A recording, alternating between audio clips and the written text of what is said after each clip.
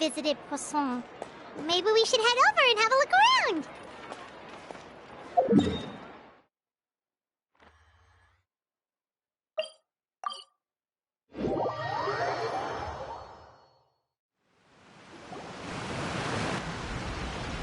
Hey, traveler. Paimon. Oh, Paimon knows that voice! Over here.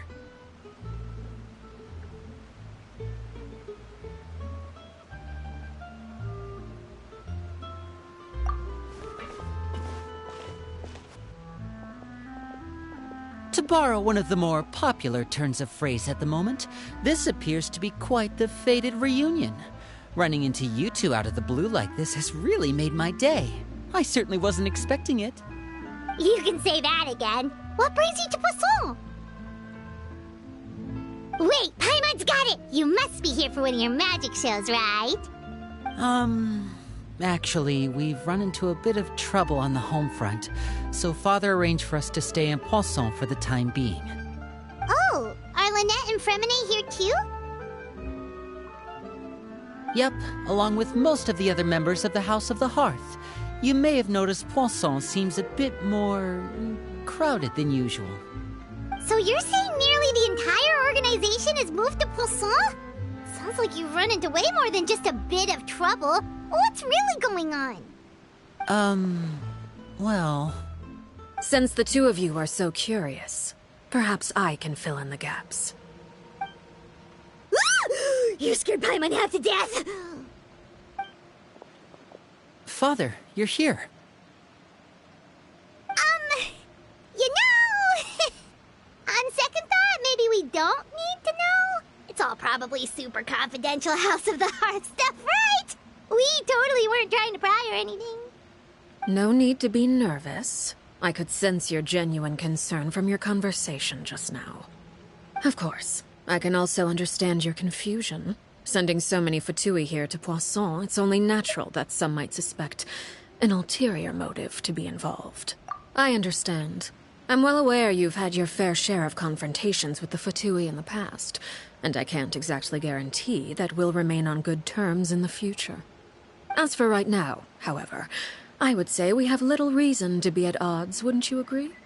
The House of the Hearth could stand to be more open with those who have worked so closely with us in the past. As for the issue at hand, well, it hardly relates to any ulterior motive. To be frank, it all stems from a certain rumor circulating around the House of the Hearth. It's an internal matter. What sort of rumor? A rumor that a certain phantom child is hiding away in the House of the Hearth.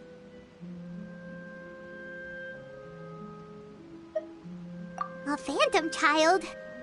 Ooh, just hearing the name is giving Paimon the creeps. A spirit that should have long ceased to exist is lurking in the shadows of the House of the Hearth.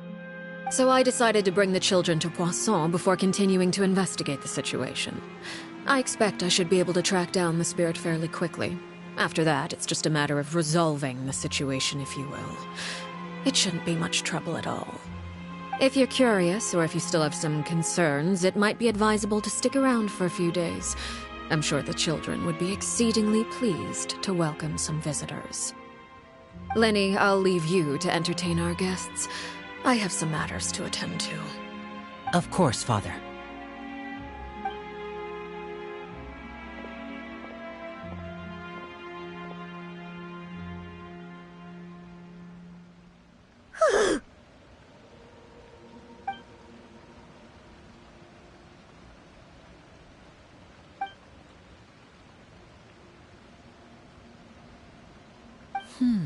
It has long been a dream of mine to invite you to our home and introduce you to my other siblings. You're quite well known in the organization already. A lot of people have been talking about you, especially after everything with the prophecy. If you're willing, why don't you stay a while and have a little chat with us? Alright. We don't have anything else to do right now anyway. But let's be clear, we're just gonna be there as guests, okay? Don't get any funny... Oh, wait a second. For your guests, that probably means we'll be treated to lots of yummy food, right? Of course. During our stay in Poisson, we've been helping out the locals with some fishing. We bring in quite the bounty every day. In fact, today's the perfect chance for me to show you what I can do in the kitchen. Let's go. I'll take you to where we're staying.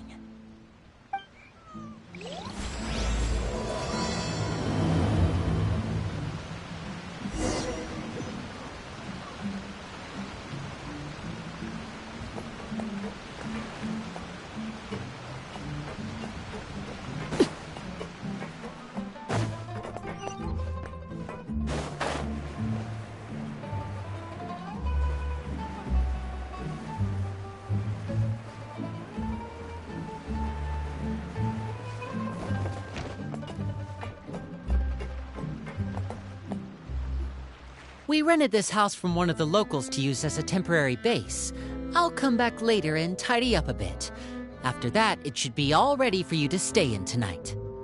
Awesome, thanks! So, where are we off to now? Well, when I happened to run into you two earlier, I was actually in the middle of distributing some supplies. With this many people staying in Poisson, we have to bring in outside supplies every now and then. I should probably make sure the rest of these provisions get delivered. Otherwise, people might start to get antsy. Okay, we'll come with. There are all sorts of rumors about your organization floating around out there. Paimon's not sure if she could even take a wild guess as to what's true and what's not. But now that we finally have the chance to see a day in the life of the house, we can take a good look at how you operate. Well, you're more than welcome to come along. Just follow me.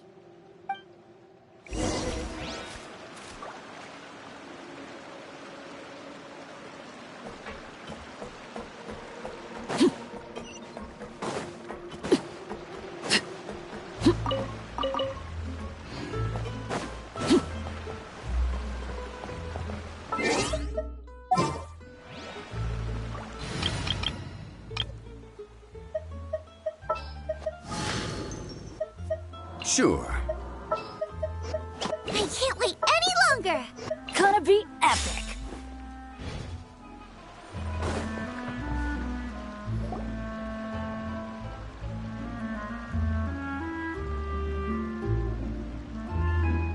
Linny! We're finally here. The supplies. I'm assuming you've... Brought them with me? Yep, here you go. Hello? Something caught your eye? It's the Traveler in Paimon! No way! Come here, everyone! Hurry! The Traveler and Paimon are here!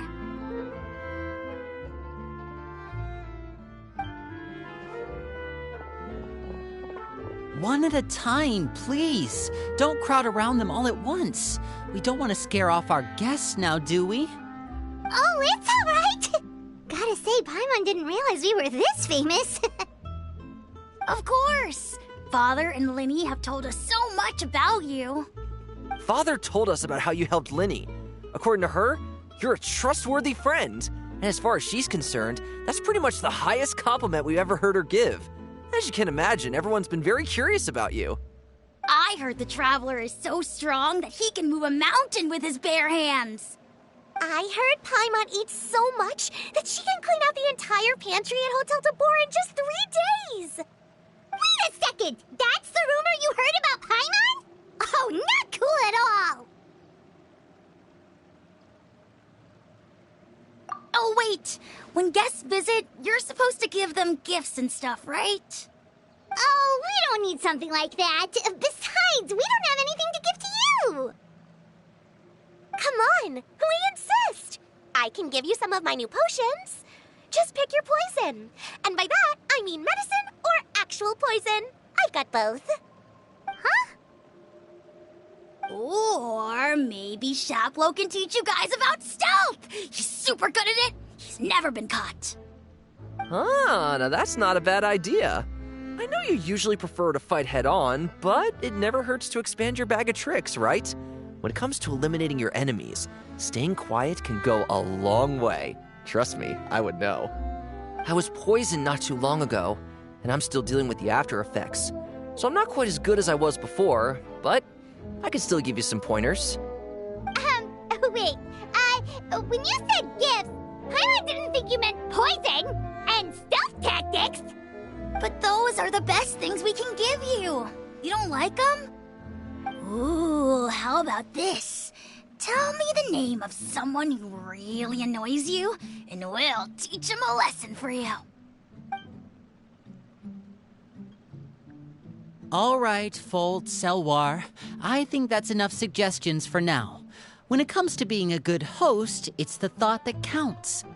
You don't need a physical gift to make our guests happy. In fact, pestering them with suggestion after suggestion might make them more annoyed than anything. I would say your enthusiasm has certainly gotten across. Really?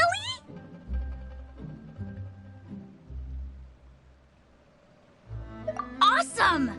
It's been so long since we've had guests to play with. If there's anything you need, just let us know. Yeah, especially if it's poison or something. I've got all sorts of potions for that.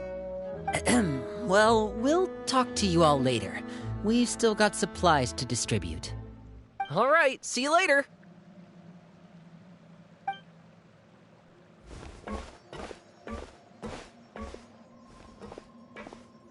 Bye!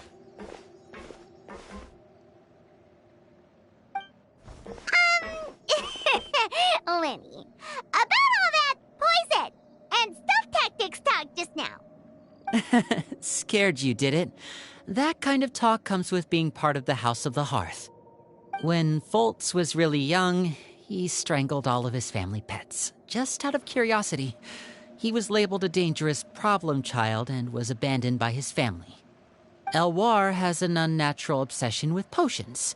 Father has forbidden her from trying all the different concoctions she comes up with, but she still tries to test them in secret. You really have to keep an eye on that one. Chaplot is around my age. While I'm mainly responsible for collecting intelligence, he handles surveillance. He's very passionate about his work and has no reservations about taking on some very difficult missions. I know you two probably aren't used to that kind of talk, but I can promise you they only had the best of intentions. Things like stealth tactics and developing different poisons, they really mean a lot to them. They were just trying to share the best of what they could offer, that's all.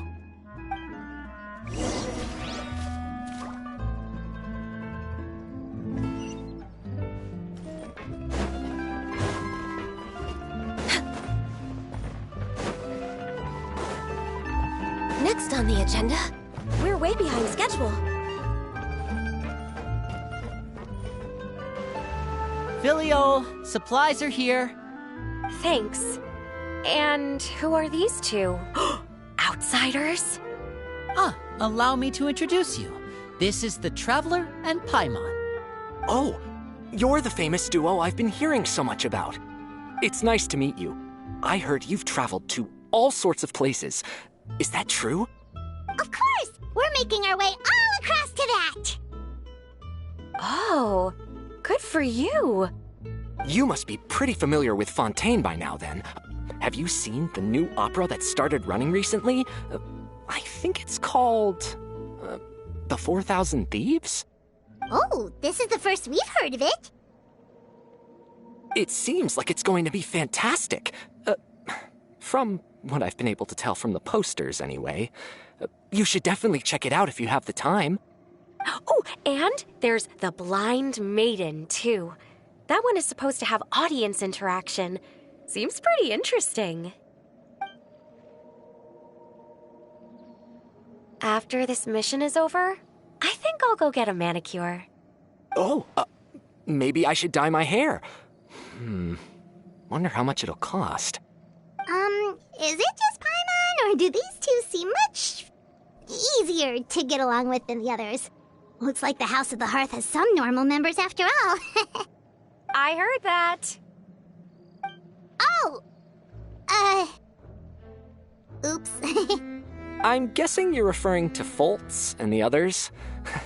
Yeah, we're definitely not all like them. I bet those crazies are practically foaming at the mouth right now. I'm sure they just can't wait to get back to Snezhnaya to carry out the plan. That's enough, Filial.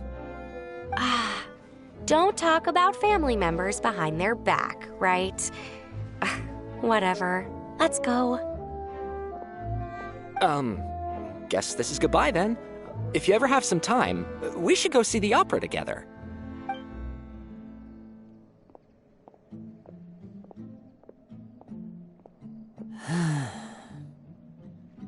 Well, that's it for the supplies. We should probably head back as well.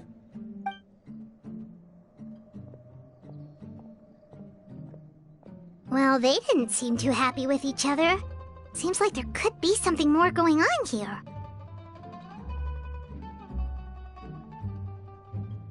You're right. We're only here as guests after all. Oh, Linny's getting super far ahead. Come on, let's catch up.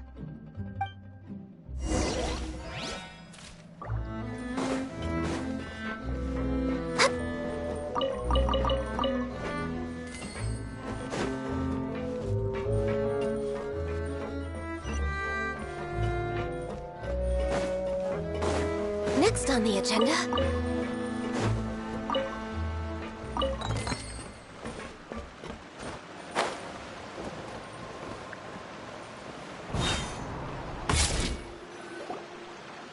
So, what do you think of the members you've met so far? Well, Father is always encouraging us to be strong-willed and independent. So if there's one thing we've got, it's people who aren't afraid to speak their mind. Well, I should probably get cooking. Wanna join? Of course! Then let's head out and... Fremine? What are you doing here? Well, Fremine! Nice to see you again! Oh, you too. I heard you're here as guests of House of the Hearth. Welcome. We were just going to make some food. Why don't you come along? I could use some help in the kitchen, and I seem to remember you mentioning you wanted to make seafood soup for the traveler in Paimon. Seafood soup? Oh, Paimon's drooling already. Were you looking for something just now, Fremine? Maybe I can help. It's nothing. I just wanted to see if there were any extra supplies. Yeah, we've got some left over. What do you need? Some food and water, and some clean cloth, if possible. No problem. Give me a second here. Food, water...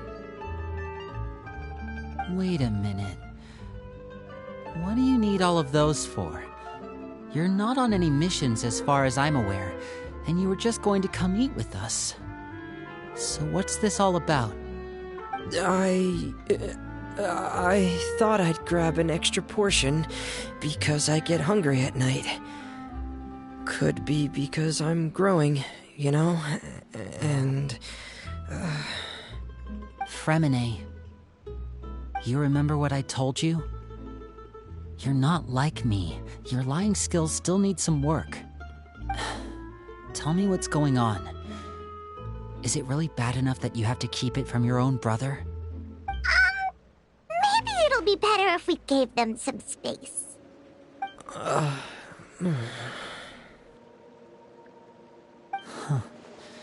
This is the first time I've seen that kind of look on your face. Whatever happened, does it have something to do with Father? Yes. Just follow me.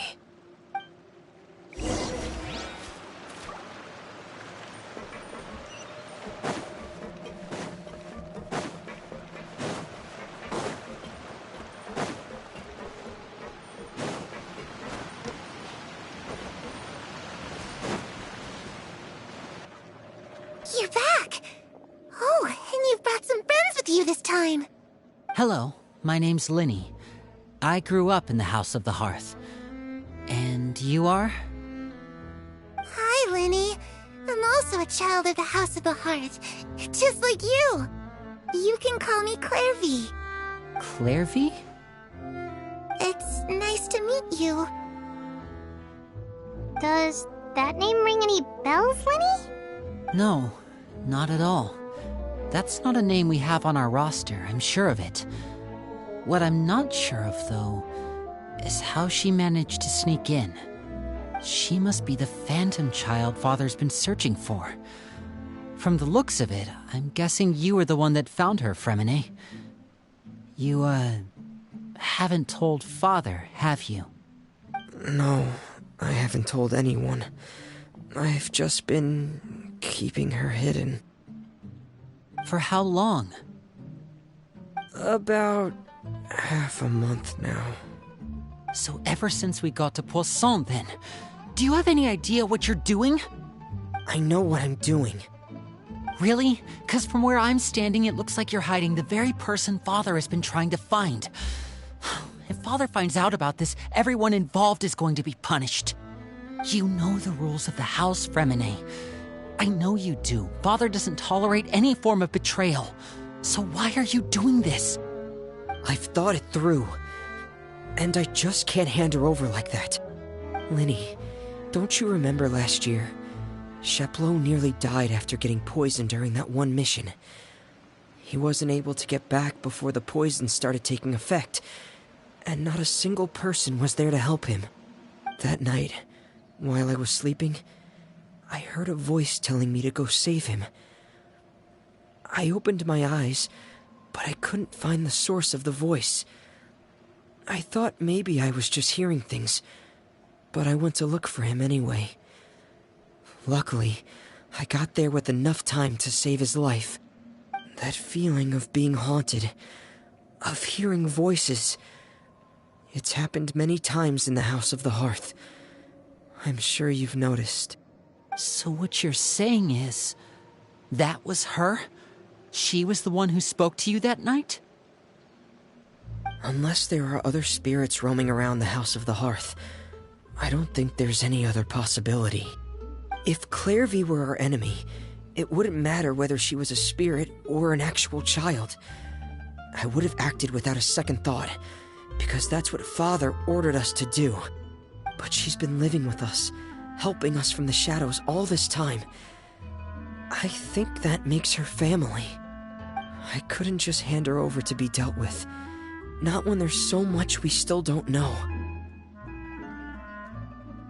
So what's your plan then? You can't keep her here forever. Someone is bound to find out eventually. I haven't thought that far yet.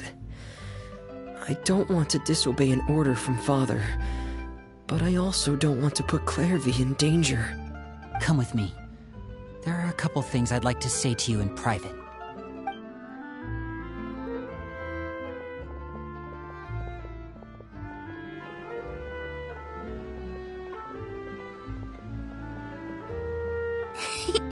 Those two sure care a lot about each other. Well, they got a funny way of showing it. From where Paimon was floating, it sure seemed like they were about to bite each other's heads off. No way! They have a really deep bond.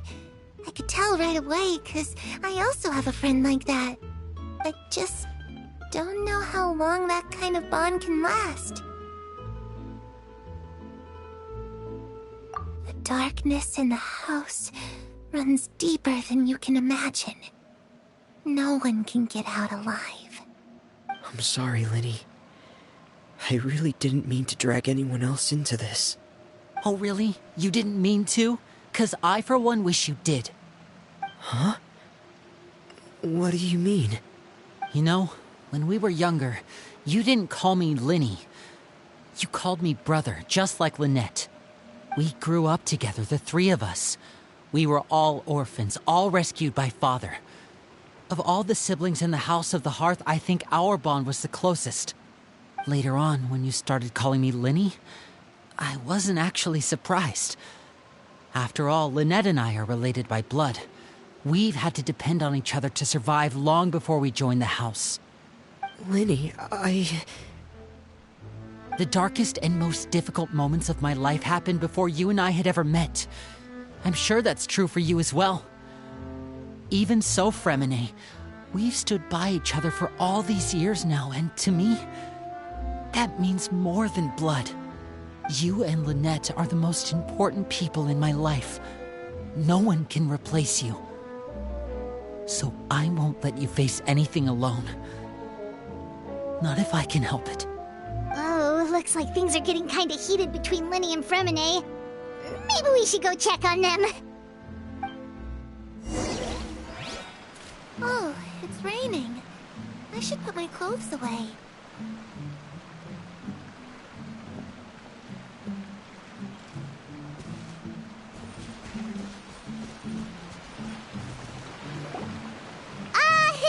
Hey, you two! Hope we aren't interrupting anything. Like a fight, or... Oh, wait a minute, Fremine. You're not crying, are you? Is everything alright? Everything's fine. Thanks for asking. Well, we're all friends here, right? We've been through so much together, so if there's anything we can do to help, just say the word. It's just a small family dispute. It's not something our guests should trouble themselves with.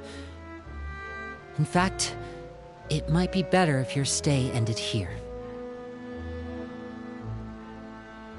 What are you getting at, Traveler? When guests are around, families are often on their best behavior. And any disputes are less likely to escalate. That's what you're trying to say, isn't it?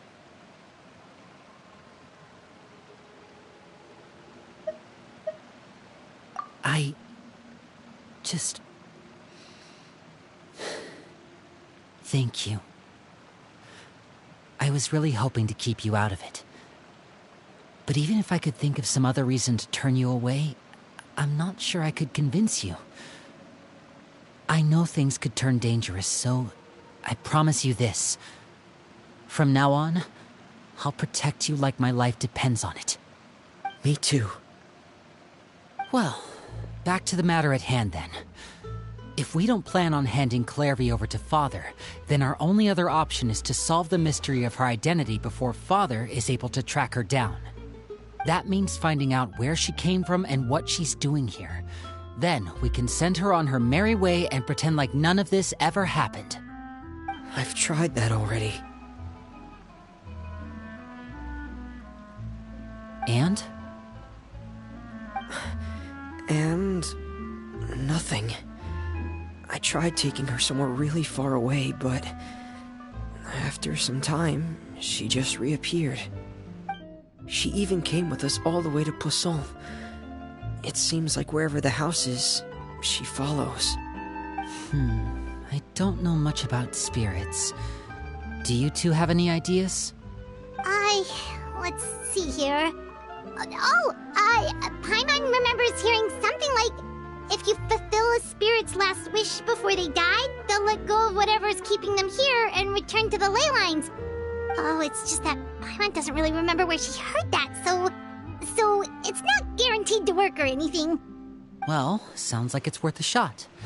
Guess that means we should go ask her about her wish. But first, Fremine, I need you to promise me something.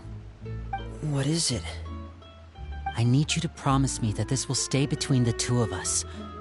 We're the masterminds behind this whole thing. No one else gets involved. Can you do that for me? Of course. I promise. All right. Then let's seal the promise just like when we were kids. Fist bump on 3. Ready? 1, 2, 3. I swear.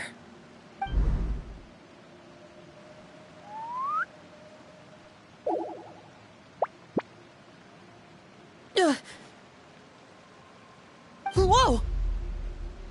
Lynette! But what a surprise! What brings you here, dear sister? And, when exactly did you get here?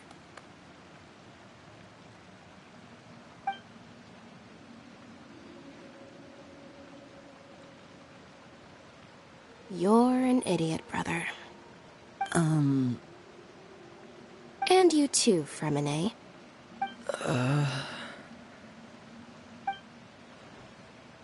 You 3, Traveler. And you 4, Paimon. Wait, what did we do? I've seen Clairvy around the House of the Hearth before. I hadn't seen her in Poisson, so I figured she must not have come with us. But it turns out you were just hiding her. I heard you talking about your plan. Rather than steering clear of the situation, I'd rather fully join in.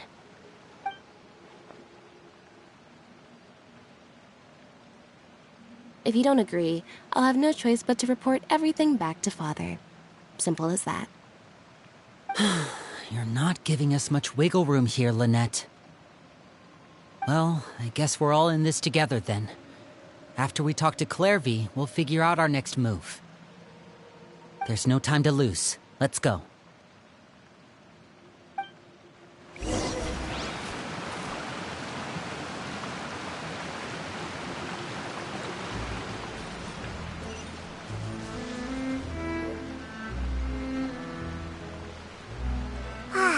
I'm full.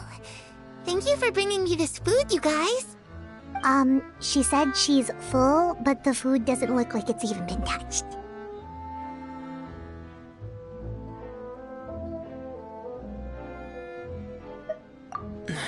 That's right. Based on what I've been able to observe, it doesn't seem like Clairvy can interact with the physical world at all. Still, when she's presented with food, she'll always linger around it for a good little while. Maybe, in her mind, she really is eating those things. Does she know that she has already passed away? I've tried to ask her, but she didn't answer. My guess is that she's just as confused as we are. Or maybe she couldn't understand the question at all. Clairvy, if you've got some time, I'd like to ask you a few questions. Sure. Oh, another new friend. Hi, I'm Clairvy. Hello.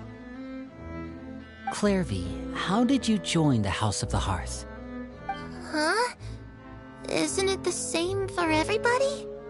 The Knave brings you here and then you can't leave. It's just that your name, it's not on the roster. And I've never seen you before. The roster? Oh, I get it now. I think there might be some things you don't know about this place. The people in charge, they're not as nice as they look. They say they keep a roster, but it's not complete.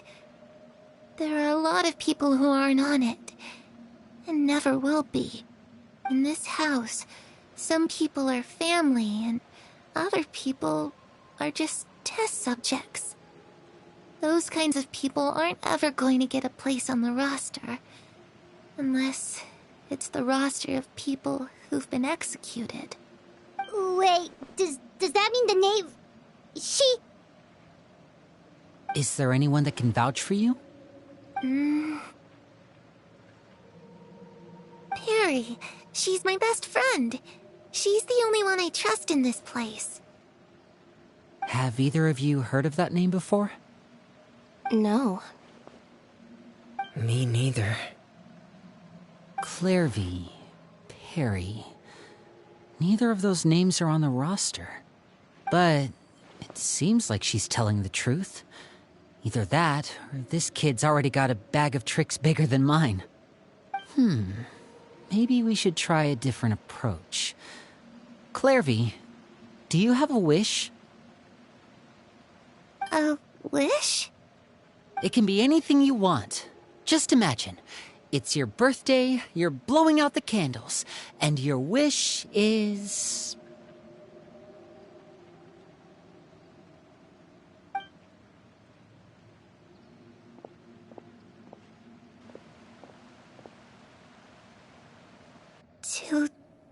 To go outside, where the sun can find me. That's it? Well, that sounds easy enough. The darkness in the house runs deeper than you can imagine. No one can get out alive.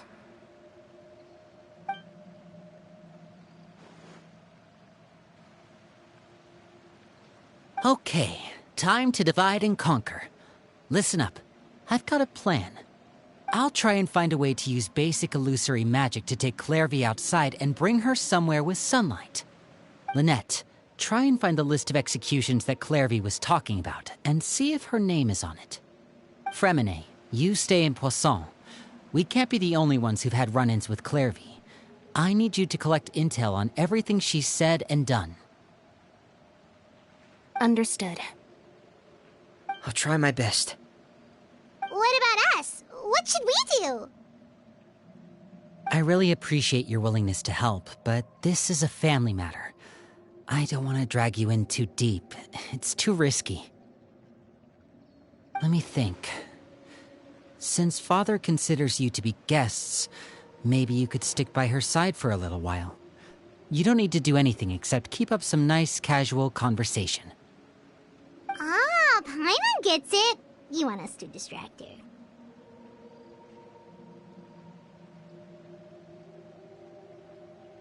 I'll give you a magic bird. If Father suspects something, all you need to do is release it when she's not looking, and it'll alert me that something's wrong. Of course, that's only as a last resort. If Father doesn't seem to notice us, there's no need to make contact.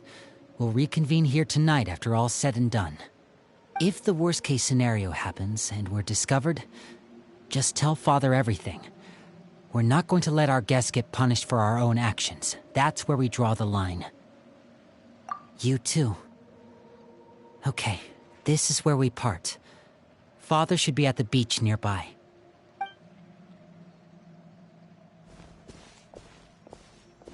I really hope this goes well. No, it has to go well. That's the only way this can get resolved.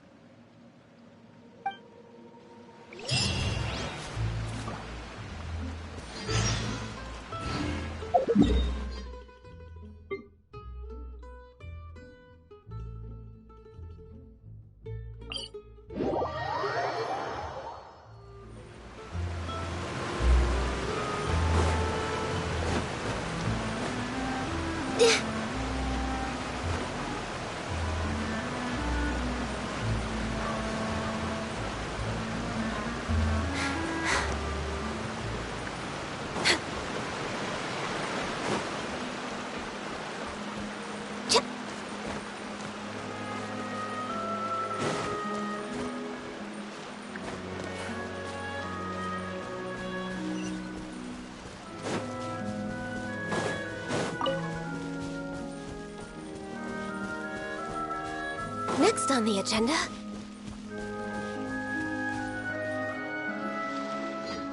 It's the Knave! And... Child! Hey, aren't you supposed to be in Snezhnaya recuperating? What are you still doing in Fontaine? Oh, it's you two. I didn't expect to run into you here. I was unconscious for quite a while after the fight in the Primordial Sea. After I woke up, I realized I was being taken back to Snezhnaya, and well, I couldn't have that now, could I? Not when I've still got unfinished business here in Fontaine. So, I mustered up all my strength and made the journey back on my own. What sort of unfinished business are we talking here? It has to do with Skirk, my master. I really wanted to meet up with her, but by the time I got back, she had already left. I still have so many questions for her.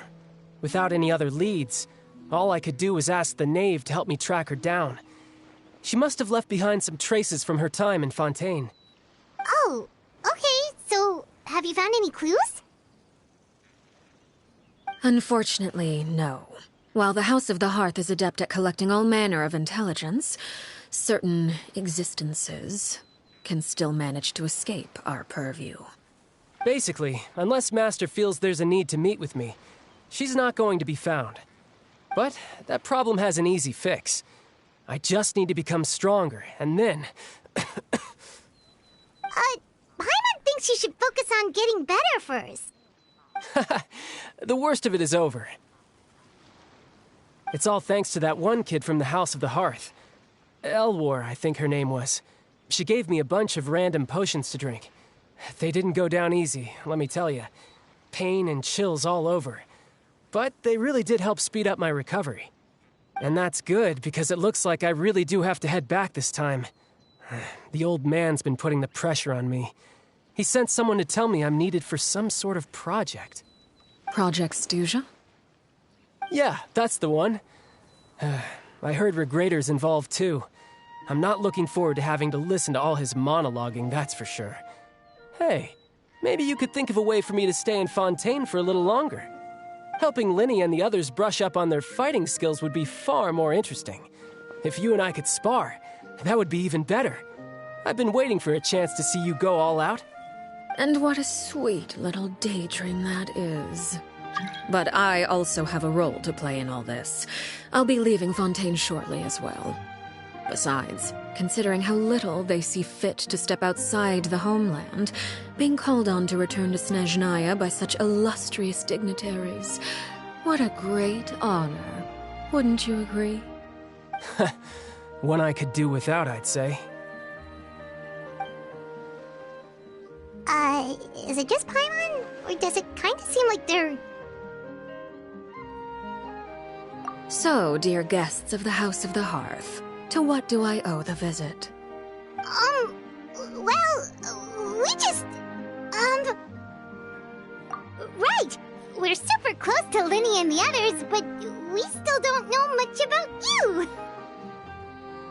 Is that so? Introductions have already been made, have they not? Oh, well, you see? There's only so much you can learn about someone from a short introduction. At least tell us something a little extra, like... Why do you call yourself father? Good question. I'd also like to know. The fact that you have to ask tells me our intelligence work has been quite successful. Telling you the answer to that question would only serve to undermine that success. And we can't have that, now can we? Spoken like a true diplomat. That was some expert sidestepping right there. Well, if there's nothing else, I think I'll take my leave. I still have a small matter to resolve at home. Wait, don't go!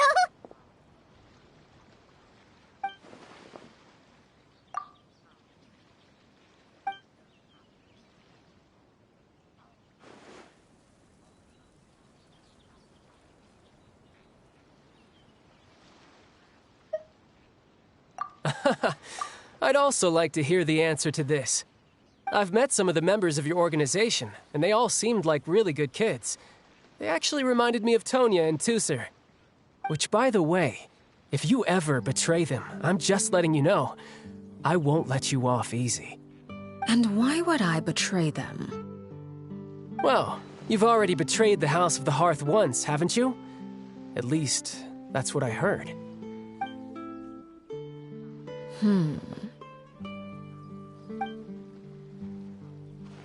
Okay, I admit. That's just what the old man told me. The rooster, I mean.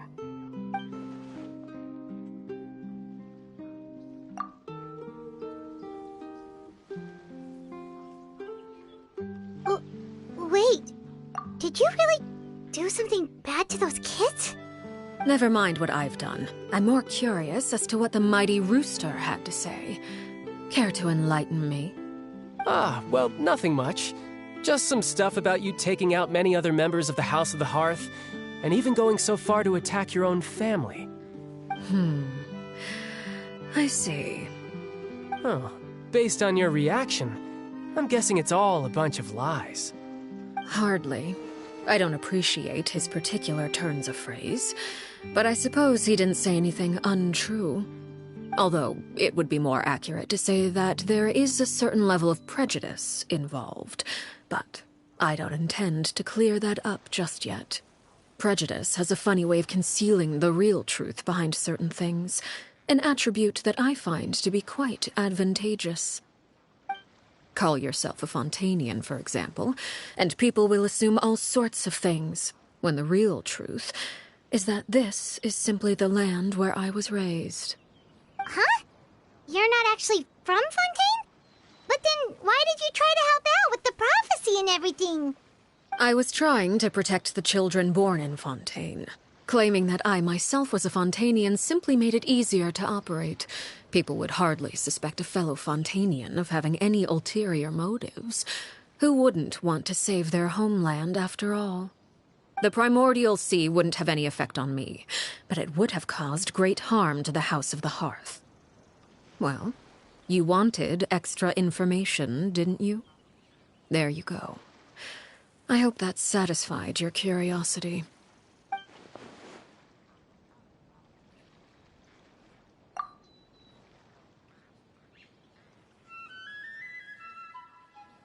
So, you stayed in Fontaine for the kids. I guess I was wrong to believe you'd betray them. Apologies. Looks like I was holding on to some prejudices myself. Good. Like I said, I like it when others have misconceptions of me. Actually, while I was recuperating at the House of the Hearth, there was something else that really caught my attention.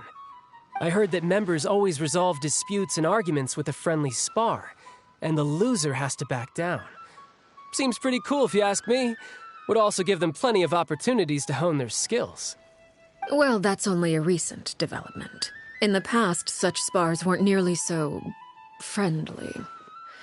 The losing party would lose everything, including their life. They were that high stakes? Whew, at least that's not a thing anymore. Well, the current atmosphere's not half bad. I'm a bit jealous, actually. You've got so many family members around you, and you even get to live with them. Having a lot of family around means dealing with a considerable amount of bickering and scheming. Once Tonya and Tusser enter their rebellious phase, I'm sure you'll understand. Just imagine. Tusser becomes obsessed with plucking out strands from the rooster's mustache, or Tonya decides to dye her hair 42 different colors. Okay. I get the picture.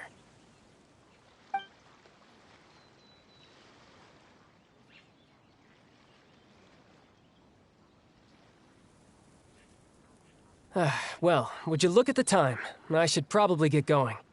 Traveler, Paimon, I'm not sure where our paths will cross next, but the next time we run into each other, we should definitely try and find some time to spar. Again, maybe this is a conversation we can have when you look less like you're gonna kill over. All right. Well, thanks for everything, Arlecchino. No thanks necessary. You also played a part in obtaining the Gnosis. I would say we can call ourselves even. I like the sound of that. Well, I'm off. See you all some other time. We should probably get going too. Do you want to head back with us? Oh? You want me to leave so soon? Oh, well, you see, I'm rather enjoying the evening breeze. If you don't mind, I think I'll stick around for a bit. I have some things to think about. Apologies for not attending to you like a proper host. Please forgive this slight. I do hope you'll have a pleasant stay. We managed to keep her distracted until nightfall. Good thing Child was there to keep the conversation going. You don't think she suspected anything, do you? Oh, I wonder if Liddy ran into any issues. Let's hurry back and see how everything went.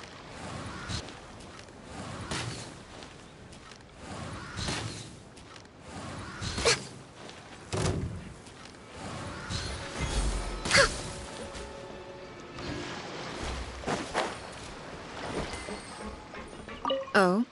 You decided to stay a little longer? Let's take in the ocean view together, then.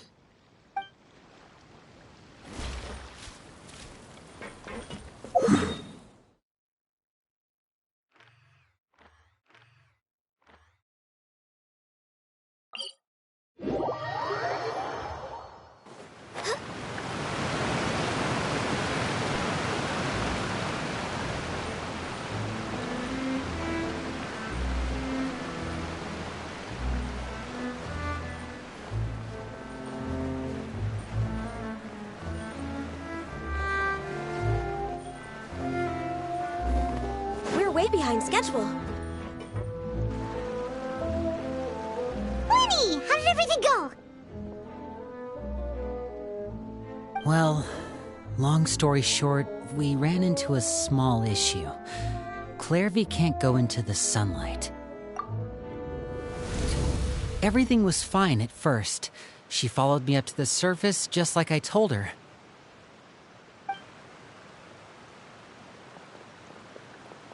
But as I led her out of the shadows and into the sunlight, she vanished. I turned around and there she was, standing at the edge of the shadows, silently watching me. Huh. Maybe she's afraid of sunlight, or... No, it wouldn't be her wish if that were the case. Well, we could always try pushing her into it. Oh, true. I've pretty much tried it all already. Nothing worked. Eventually, the sun went down, so all I could do was bring her back here. How did it go with you, Lynette? Good. I've got the list. It's right here. Really? Well, what are we waiting for? Let's take a look!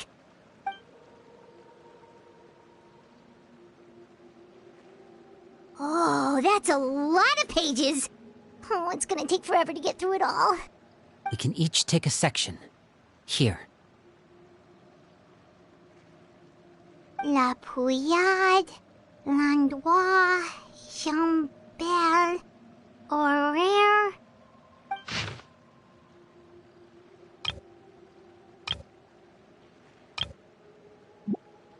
Oh, yikes. That Horaire guy has a huge scar on his face. He's kinda giving Paimon the creeps. I've met him before. The scar is from an injury he received during a mission. I still remember him joking with me about it. He said any future lover would take one look at him and then lose all interest. Did he say anything else? Well, I asked if there was someone he was interested in. He said no, and that's where our conversation ended. It was only later that I learned he really did have someone he liked. He risked everything to escape so he could be with her, but it didn't work. One day, Father asked to see him, and, well, I never saw him again after that. Wait, so that means the Knave, she... It may seem cruel, but it's just one of the rules of the house. Betrayal is not to be taken lightly. We know too many secrets to come and go as we please. So, if you do try to leave, you pay with your life.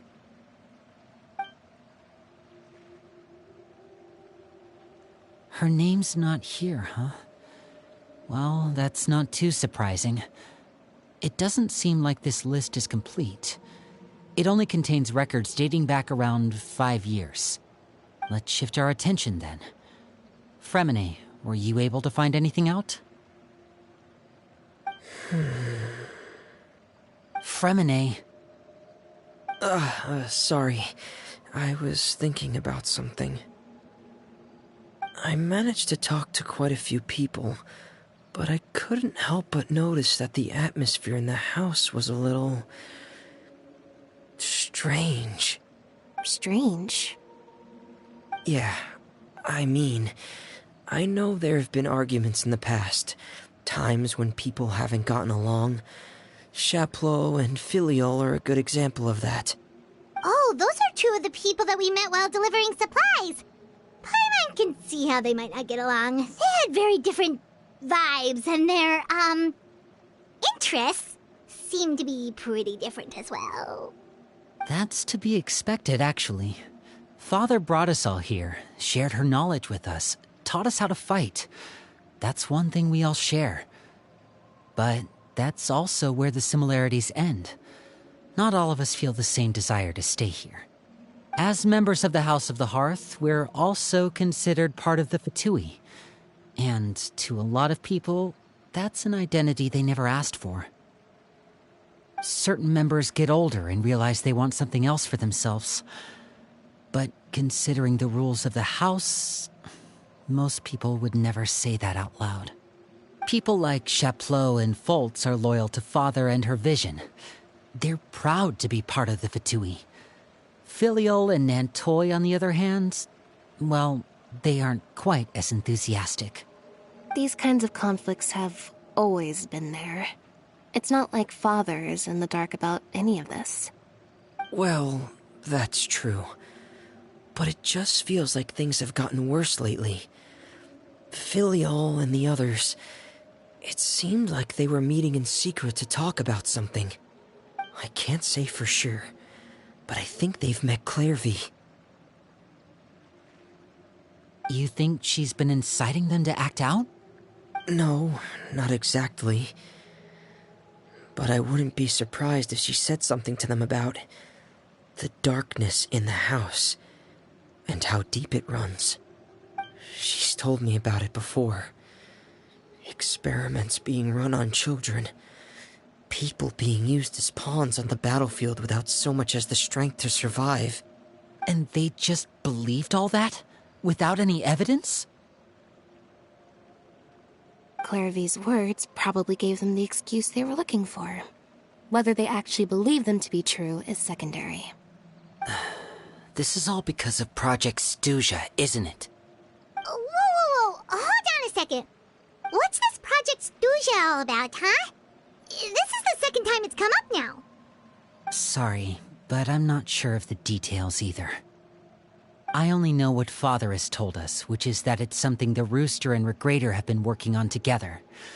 Apparently, it has to do with the Fatui's strategic plan for the future. Because the House of the Hearth was so successful in obtaining the Gnosis, we now have the honor of playing a key role in Project Stuja. Wait, but isn't that a good thing? Key role is just another way of saying dangerous role. To us, the whole thing is an inconvenience. Father thinks so too, but she's in no position to refuse. Their plan isn't exactly unreasonable, and they've been funneling the house a lot of funding.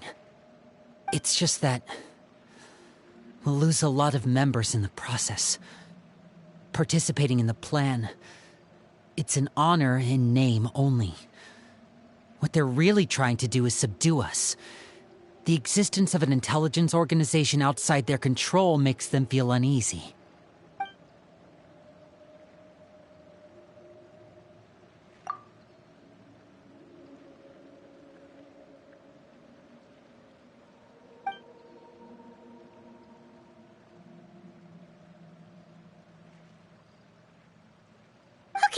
Super complicated top secret Fatui business aside, what does all of this have to do with the conflicts you were talking about earlier?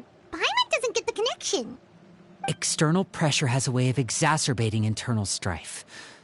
You can't overlook the power of fear either. People are afraid of dying, and that fear is often the impetus for a lot of stupid decisions. I thought resolving the Clairvy situation would make everything go back to normal. But it looks like things are more complicated than I thought. If we leave Filial and the others to their own devices, sooner or later, Father will be forced to take action. We can only focus on one situation at a time, brother. You're right.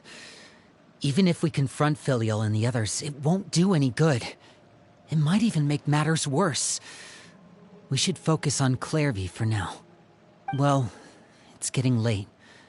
We should head back and get some rest. We'll try again first thing tomorrow. Lynette, you stick with me this time. Fremine, keep a close eye on Filial and the others. Make sure they don't do anything they'll regret. Good work today, everyone. Have a good night, and I'll see you tomorrow.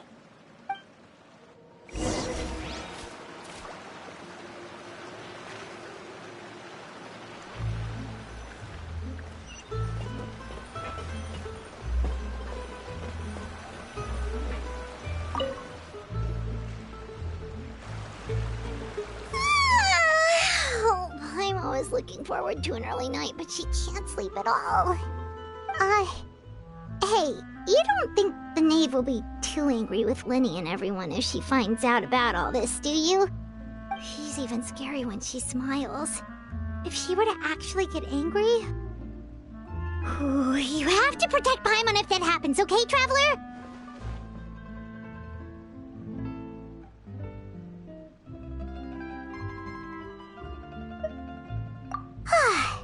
best is ever, Traveler.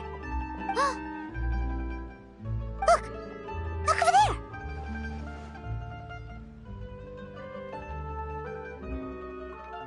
Quick! Let's catch up with her before anyone sees!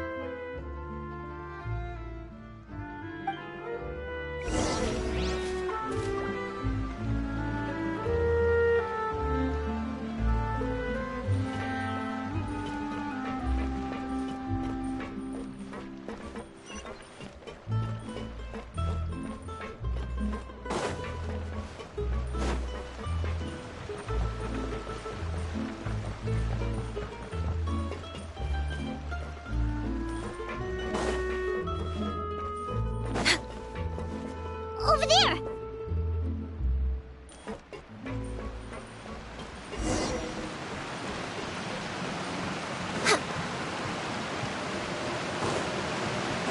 We're way behind schedule. Oh, where is she going? Oh, if someone sees her, we're toast!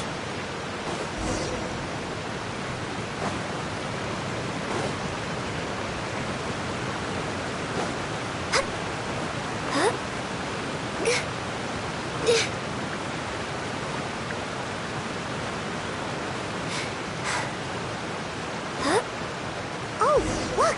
She stopped!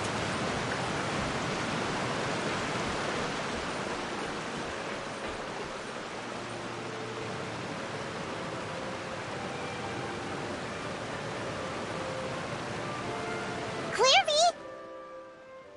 Shh. I opened the window while no one was looking. Look how pretty the outside is.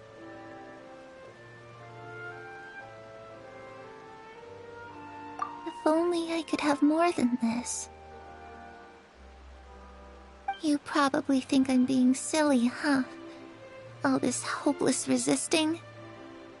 It's better to dream of what I could have than try to make it a reality, right? Please, help us get on the same page here, Clary. We need you to tell us what you know. Can you do that? Sure. Although, after you hear all this, I think you might regret that decision. Everyone in this family is nothing more than a tool.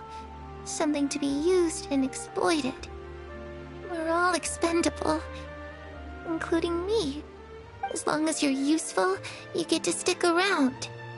Lose your value. You're handed over to the doctor, experimented on, and given a fate worse than death. I've seen it happen again and again, and I've had enough. You're saying the Knave did all that? It's just, that doesn't seem like something she would do. She's scary and all, but it seems like even she has lines she wouldn't cross. I knew you wouldn't believe me. Everyone thinks she's a good person. They all think of her like a real mother. Mother? But she doesn't deserve that title. She's disgraced it and tarnished it. And if I had things my way, I'd never see her again. If only Perry were here, she'd understand. Perry? There's that name again. Also, Paimon's getting a strange feeling. It almost feels like she's not really here with us. Paimon can't tell if she's actually talking to us or if she's mistaken us for someone else. Well, in any case, it seems like she really needs someone to talk to. We should keep her company for a little longer. She looks so young. But it seems like she's been through a lot. It's getting windy. I should close the window. Ooh, look at the moon. Isn't it pretty? Hey, wanna hear a secret? I heard that if you look up at the night sky in Snezhnaya, you can see the aurora. It's supposed to be super pretty. Even prettier than the moon tonight. Perry and I promised each other that once we're older, we're gonna go see it together. But I can't find her. I'm worried she's also been... No, that wouldn't happen to her. She's special. Mother likes her a lot. I should really go talk to Mother, but we just fought. She doesn't want to see me, and I'm too scared to face her. What should I do?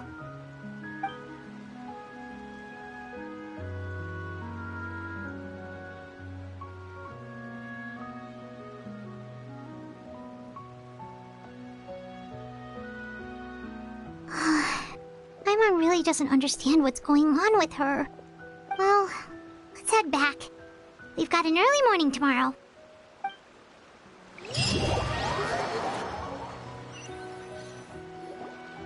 All right, looks like we're all here. Let's go ahead with the plan. Oh? What is it? What makes you ask that? Well, we kinda ran into Clairvy last night, and that's what she told us. We met the doctor back in Sumeru. He's super dangerous, and he's done all sorts of bad things. It's possible that Father and the Doctor have had certain dealings, but I don't think Father would work with him. We're not really on the same side, so there's not a lot of trust between them. That doesn't exactly set the stage for a successful partnership. I did hear, though, that when Father first became a Harbinger, the Doctor offered to work with the House of the Hearth. Father rejected most of his proposals, except for one. It had to do with some sort of secret experiment. Secret experiment? Could that be what Clairvy was talking about? I don't think so. I don't know any details about the experiment itself, but I do know it's an entirely independent operation. The Doctor only proposed a direction for the research. That was the extent of his involvement. I still don't think that counts as working together. The details of the experiment are confidential, but complete records are kept on all participants. That doesn't seem to be the case with the situation Clairvy referred to. I know you don't agree with some of the Fatui's methods, and I'm not asking you to. But I am asking you to trust us on this. The House of the Hearth has its own principles. There are certain lines we're not willing to cross. Alright, that's good to hear at least. Clairvy seems to think the Knave and the Doctor worked together to do something horrible. If that turned out to be true, Paimon doesn't know how he would even face you guys. It's just that it doesn't seem like Clairvy is lying either. The easiest thing to do would be just ask the Knave directly, but Paimon doesn't think she'd tell us. Father didn't come back last night. She's probably still near the shore. We'll be counting on you to distract her. Lynette, you're with me. Fremine, you know what to do. Be on your guard, everyone. All right, let's get to it.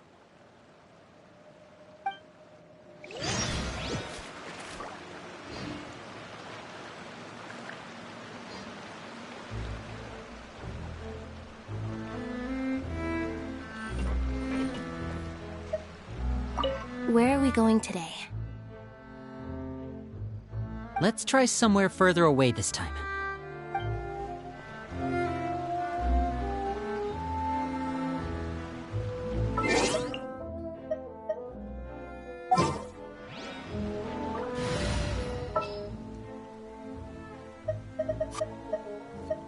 No need to fret.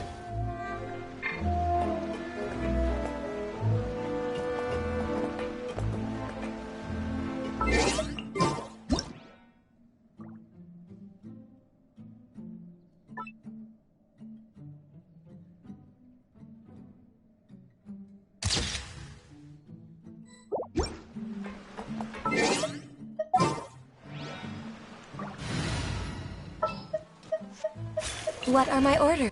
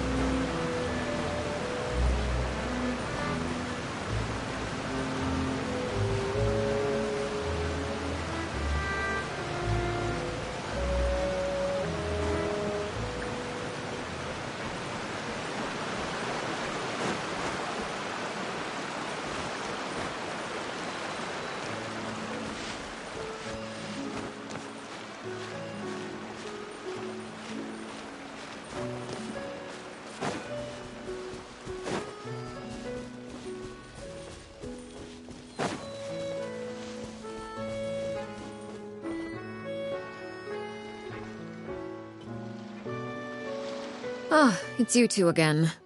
I must say, you look a bit pale. Did you have trouble sleeping last night? A little. Perhaps if you had less on your mind, you'd be able to absolve yourself of such troubles. So what are you planning to do now?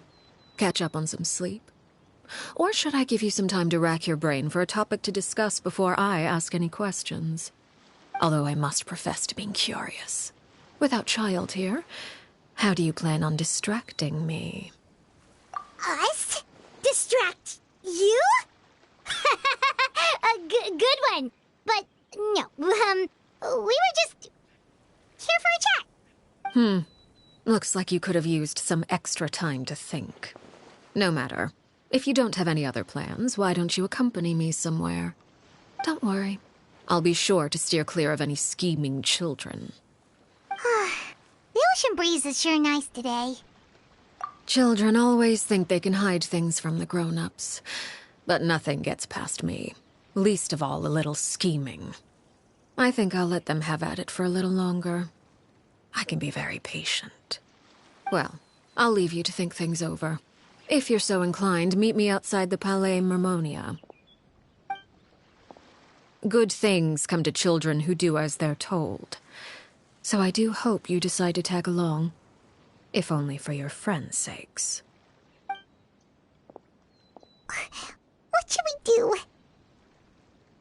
She clearly knows about everything we've been doing, and Paimon doesn't think it'd be a stretch to say she was threatening us just now.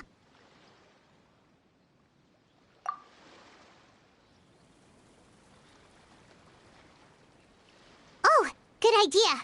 Hopefully he sees it in time. Well, we should probably head to the Palais Mermonia. Paimon doesn't want to find out what happens if we don't show up. Based on what the Knave was saying just now, it sure didn't seem like it'd be anything good.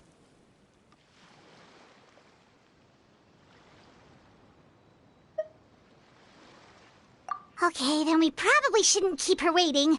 It seems like Linny and the others are on thin ice, so let's do our best to not get them in any more trouble.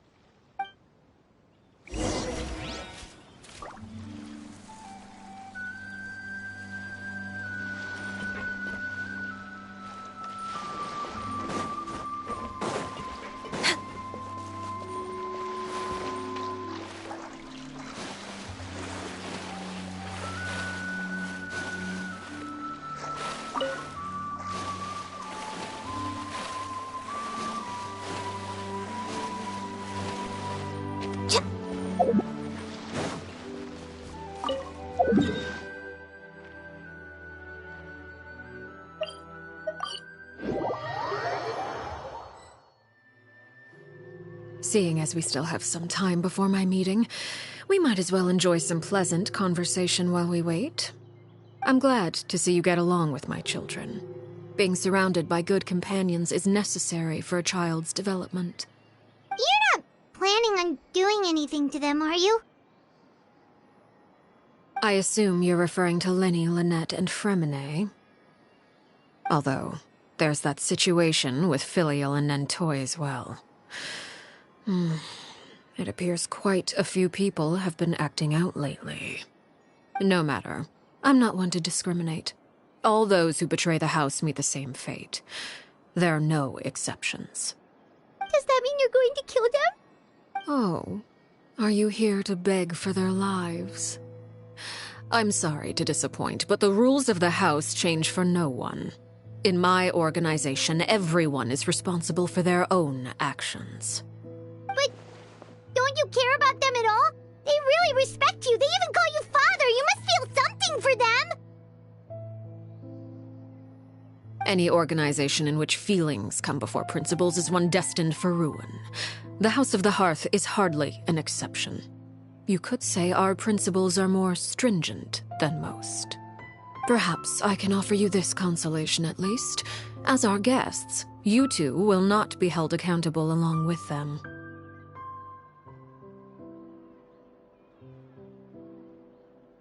I would imagine Linny, Lynette, and Fremine will be able to keep their lives. As for Filial, Nentoy, and the others, I'm afraid there's little I can do. They can try to escape, but once you know our secrets, there's no getting out alive. But That's awful. Ah, you seem concerned. Out of consideration for my guests, I suppose I could turn a blind eye for a little longer. If Linny and the others manage to dispose of Clairvy in the meantime, all evidence of their wrongdoing will be lost. In that case, I could hardly punish them for something I couldn't prove. If their efforts are unsuccessful, on the other hand, all will be held accountable. And the punishment will be severe.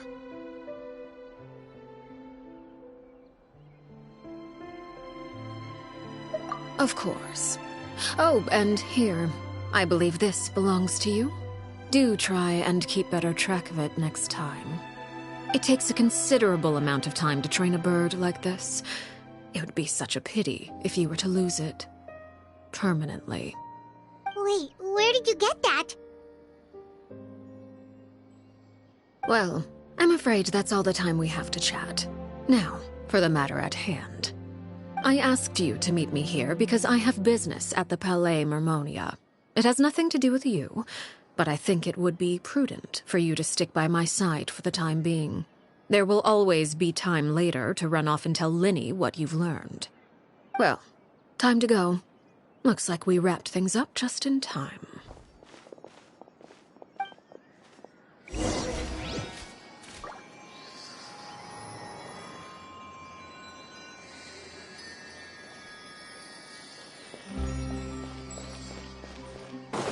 We're way behind schedule.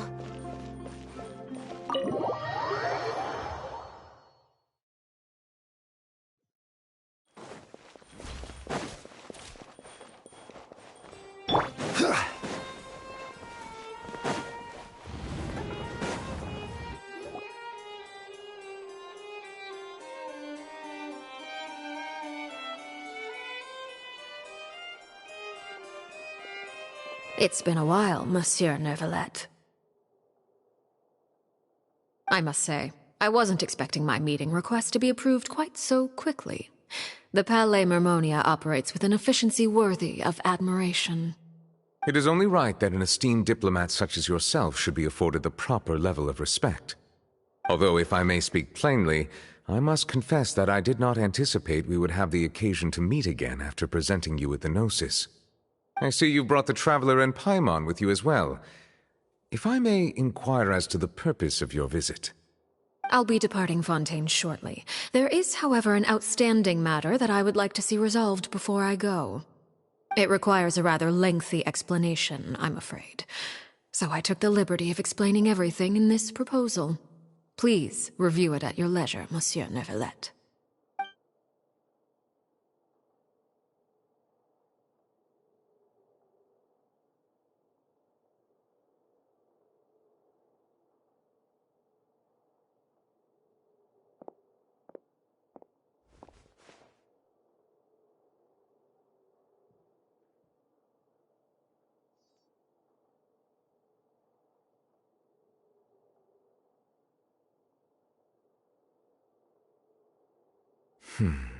I understand your request.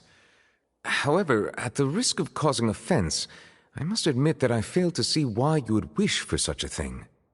I heard you have a certain fondness for water tasting, Monsieur Neuvillette, so allow me to use water as an analogy. A family is like a large body of water with countless rivers flowing in and out. As someone who watches over this system, I would hope that each river that flows from the source will eventually reach the ocean.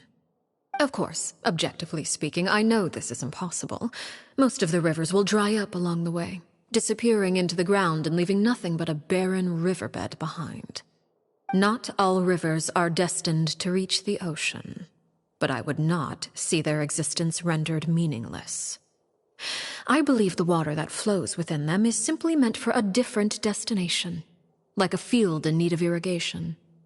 Or perhaps the glass of a certain water-tasting enthusiast. Did you get any of that, Traveler? Your words paint an optimistic picture indeed. Allow me to remind you, however, few among us are willing to sip from a glass filled with tainted water. It may have been tainted at one point in time, but not to worry. I'll make sure it's strained of all impurities and returned to its cleanest form.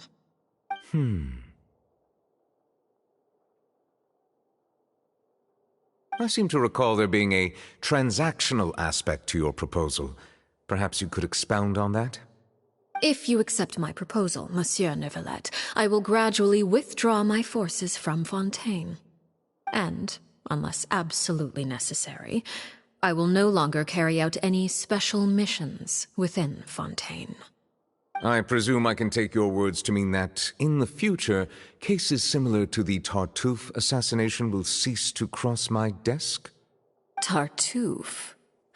Ah, that thief who embezzled funds from all those charities, you mean?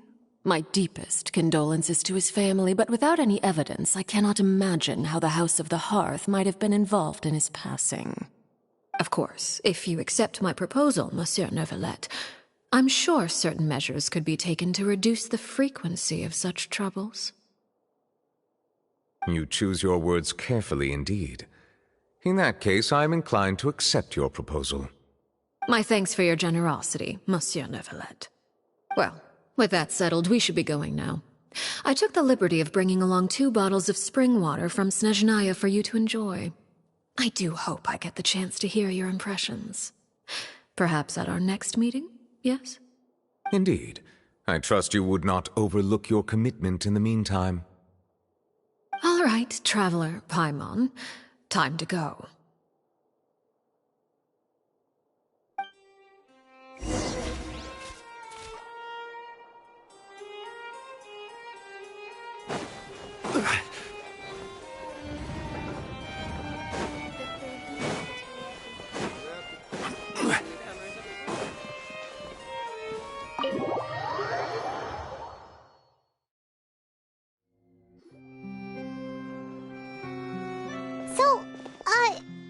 What exactly were you talking about back there? Paimon only heard you mention some rivers, a large body of water, and then some kind of irrigation scheme. You really want to know? I would imagine there might be more pressing concerns at the moment. Winnie, Paimon really hopes everything's going okay. Oh, Paimon recognizes that look. You've got your thinking cap on, don't you, Traveler?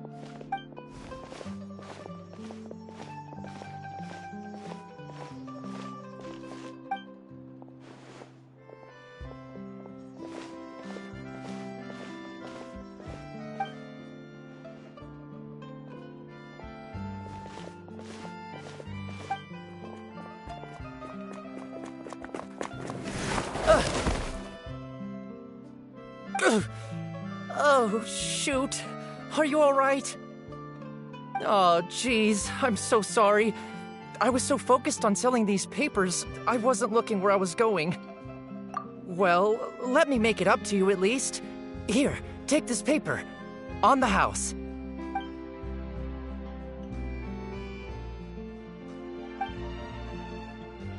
Oh, you don't have to give us anything. Please, I want to. It's not like I'm short on supply. All the extras will be useless come tomorrow anyway. It's my fault, really. I was just trying to bring home some extra mora for the family, but I bit off more than I can chew. I haven't had many takers today, so I'm still swimming in papers. What's going on here? Nothing much. I just ran into your friend here on accident. I should probably get going, actually, so... Hold on. Of course, I'm happy to compensate you with mora, it's just... I don't have any on me at the moment. I'll take 3 papers. Here. Your payment. Oh! Thank you for your patronage. May the Archons bless you with good fortune. If only I had the chance to run into such generous customers every day. I should probably just take on a smaller inventory though, right? I'm getting married soon, so sometimes it's hard to not get ahead of myself. Anyway, I should head out. Goodbye! Well, now that my affairs are settled, we should take the boat back to Poisson. We've even acquired some light reading to enjoy along the way.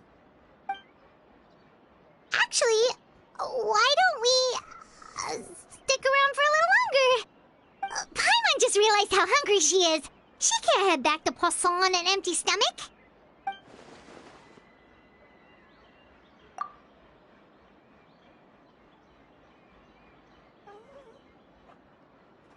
It appears you two are under the impression that delaying our return will somehow alter the situation in your favor. I'm sorry to ruin your fantasy, but your efforts are meaningless. That being said, I could be persuaded to give Linny some extra time. I just have one condition. If you agree to my request, I'll even answer some of your questions. You're quite curious about Clairvy, are you not? And my relationship to her. Wait, why are you being so generous all of a sudden? You're not gonna ask us to do something bad, are you? You overestimate yourself. You don't have the talent for bad things. Then what can you possibly... The most important consideration in a negotiation is that both sides receive something they want. Demands and threats only get you so far. Wonderful. Here it is. When the time comes, make the choice that you deem most appropriate in the situation, and lend your help to the House of the Hearth. Okay, sounds normal enough. But what do you mean, when the time comes? When is that supposed to be? That is for you to decide. Then we have a deal. Follow me.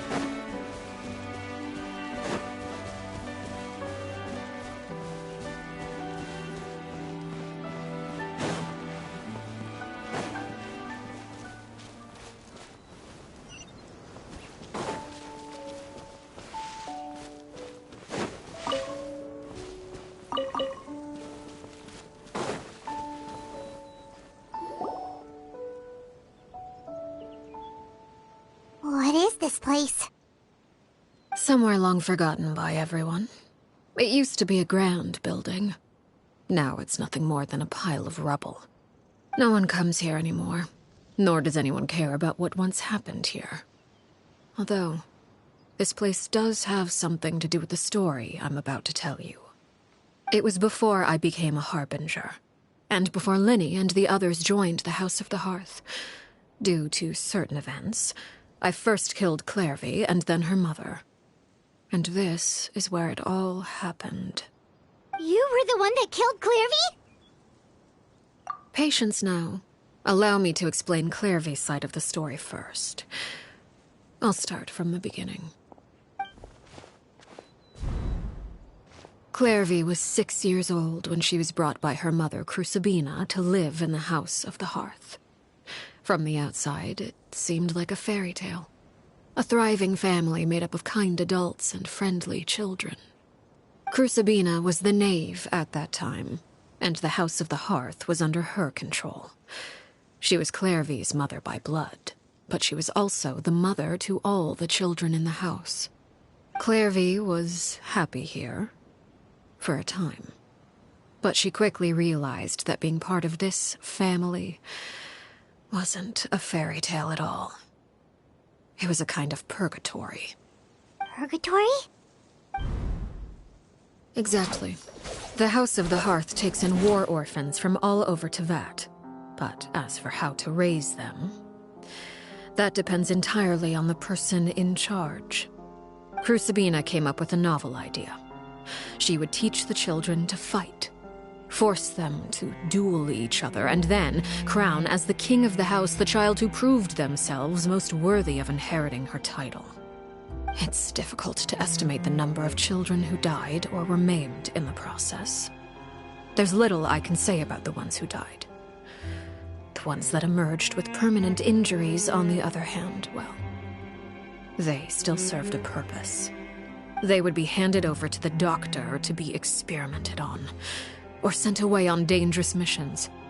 Nothing more than tools to be used and then discarded. So those were the experiments Clarevy was talking about. But what actually happened to her? You said that Clarevy was Crucibina's daughter, so if Clarevy tried to convince her to stop what she was doing, Crucibina probably would have listened, right? Despite being Clarevy's mother, Crucibina cared little for her daughter. She forced Clarevy to join the House of the Hearth only as a means to demonstrate her own impartiality as a mother, to prove that she treated all her children equally. Clarevy did try to convince her mother to change her ways, but it was to no avail. After her efforts failed, the only other option was to rise up and try to fight back. Unfortunately, the other children had already been thoroughly indoctrinated into the illusion of happiness Crucibina had created. Of course, there was one exception. Someone Clarevy's age who knew the truth about the House of the Hearth. Her name was Peruere. Wait, the friend that Clarevy mentioned? Friend, huh? I suppose we can call her that for now. Clarevy was a cheerful and passionate person with a tenacious spirit. Peruere, on the other hand, was rather cold-blooded. Her cold-blooded nature allowed her to see through Crucibina's facade. Yet, it was also this cold-bloodedness that prevented her from acting against it. At least at first. While Clarevy longed for freedom, Peruere was convinced that, amid all the fighting and violence, she would make it until the end. Despite their differences, the two became fast friends, united by their knowledge of the truth. Clarevy told Peruere that she hoped to create a real family, where no one would be killed or sacrificed. There may have been a certain naivete to her ideas, but Clarevy proved her determination many times over. She tried countless times to run away, ask for help, or expose the truth. But her efforts only earned her beating after beating. The only thing that kept her going was her strength of will. Even with her body racked with pain, she would still stand on her tiptoes and open the window at night. She and Peruere would look out at the moon together, a fierce longing for freedom shining in her eyes. But one day that light simply vanished. Oh no. What happened? Her hopelessness resulted from a culmination of things. 10 years had passed. 10 years worth of failure after failure. She and Peruere weren't children anymore, but finding any chance to escape still seemed as hopeless as ever. It was during this time that Peruere suggested a new plan. If escaping was out of the question, why not take down the very person sitting on top of this throne of lies? Mother herself. Clarevy rejected that proposal. She claimed that, as a famous harbinger, Crucibina possessed an unimaginable amount of power. Trying to kill her would have an incredibly low chance of success.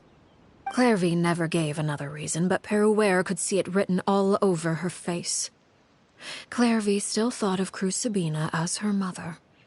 Killing her own flesh and blood was a line she couldn't bring herself to cross. If she couldn't escape and fight back, then only one option remained. Precisely. Death was the only way that she felt she could be free. It happened during a duel. When she arrived at the dueling ring that day, her partner turned out to be none other than Peruere, the very person that had stood by her side all those years. It was a fierce battle. But ultimately, Clairvy decided to let Peruere end her life. From that moment on, Peruere's journey was one written in flames. When the rain finally came and washed it all away, there she stood, the sole victor in Mother's endless game of slaughter. A trail of corpses strewn across her path to success. It was the very result she had predicted 10 years prior. Even then, she believed she would make it until the end. She wasn't surprised by the fact that she emerged as Mother's undisputed heir. Rather, her success left her with an inexplicable sense of restlessness. She was unsettled. And there was only one thing that could quell that sensation. Perhaps you two would like to take a guess as to what it was? Crucibina, you mean? But... Correct. This is the place where Peruere killed her best friend.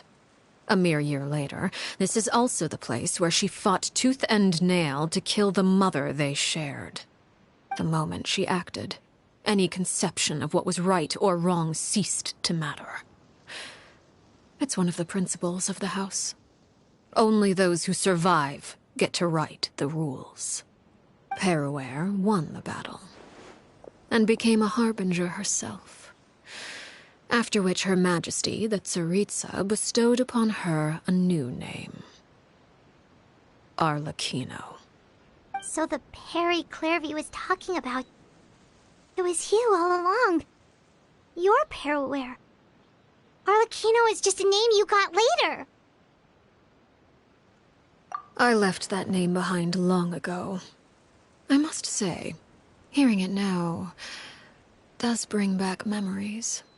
After I defeated Crucibina, the moniker of Mother died with her. I chose to forego the title she called herself, and even chose to give up my own name.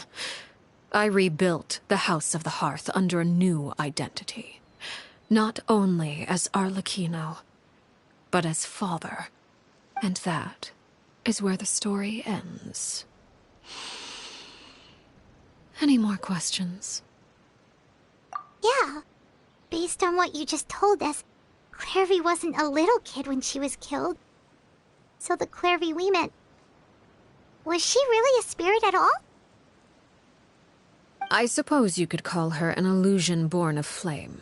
Her existence is like ashes to a fire. Something left over in the wake of blaze and ruin. You see, a certain power runs through my veins. It's not unlike a curse. My flames leave behind shadows of anything they consume. Of course, the chances of those shadows morphing into a sentient entity are exceedingly slim. Clairvy is a very special case. Clairvy died when she was 16 years old, but what emerged from the flames was her 6-year-old self. Her appearance wasn't the only thing affected. Most of her memories were lost to the blaze as well. Memory is a mysterious thing indeed. Losing a portion of your memories will alter your sense of self. Lose 10 years' worth, however, and it would be like living in the past. Like returning to a version of yourself that never grew up.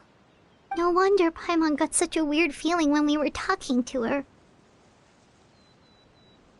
Perhaps I should put it this way. Clairvy is someone trapped in time. It may seem like she exists with us in the present, but she truly lives in the confines of her own past. So if all of that is true, then you must have known about Clairvy for a long time. Indeed. She's a rather volatile and unstable entity. Sometimes she would look after the children. She's even saved some of their lives. But other times, she would hide from me and become obsessed with revealing the truth about the house to anyone who will listen. Shadows don't have the capacity to learn or grow. Any new information they encounter is quickly forgotten over time. Your attempts to expose Clairvy to sunlight. They failed, yes? The reason is actually quite simple. In Clairvy's mind, the house is impossible to escape, and it is this very perception that traps her there. But no matter. All I have to do is kill her again, and all will be resolved. I don't anticipate so much as a single speck of ash will be left behind this time. Wait! Paimon can understand why you might want her gone, but isn't there another way? So what if she's trapped in her 6-year-old self? She's still your friend! At least talk to her first! It's too late for that. She broke the rules, and now she must be punished. That goes for Filial and Nantoy as well. She's had quite the effect on them. I hope you understand. The difference between Crucibina and myself lies in our formulation of the rules, not our policy for enforcing them. Upholding the rules without question is a trait we both share, because that is how a household should be run. Is this really what you want to do? Whatever could you mean? Don't you want to say a proper goodbye at least?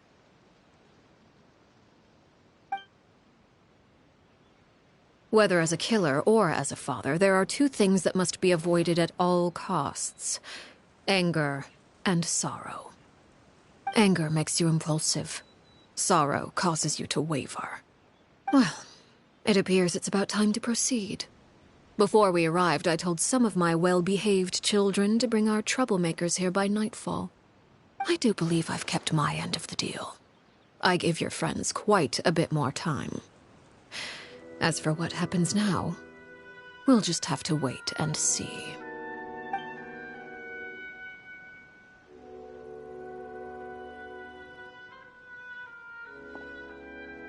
Here they are, Father. You gonna execute him? Seeing something like that would actually be a first for me. Lenny! I'm sorry. I heard about how you helped buy us more time. But I still failed. I couldn't find a way to fulfill her wish. Huh? Are you... Perry? Indeed, it's been a while, Clairvy. Perry! Shh. Stay right there. I'm sorry to postpone our reunion, but first I believe certain scores need settling.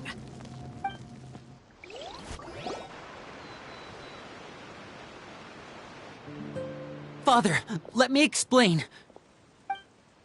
Out of my way. Father! You chose to conceal a threat to the house, and for that, you must be punished.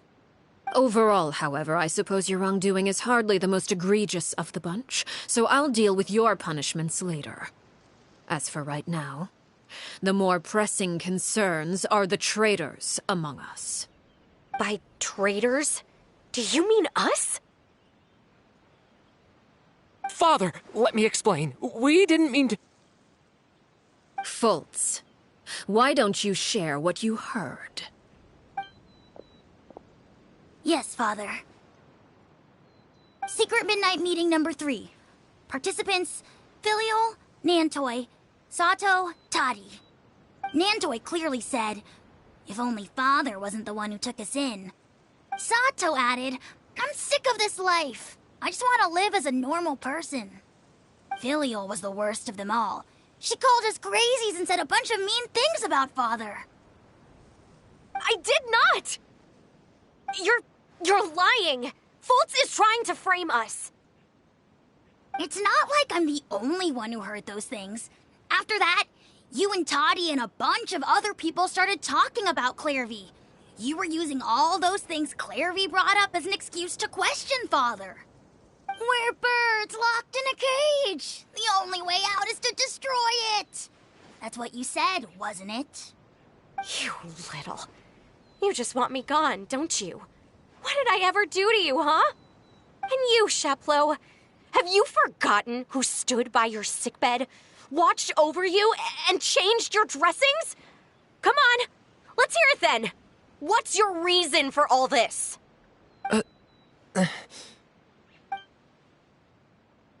You're wrong, Filial.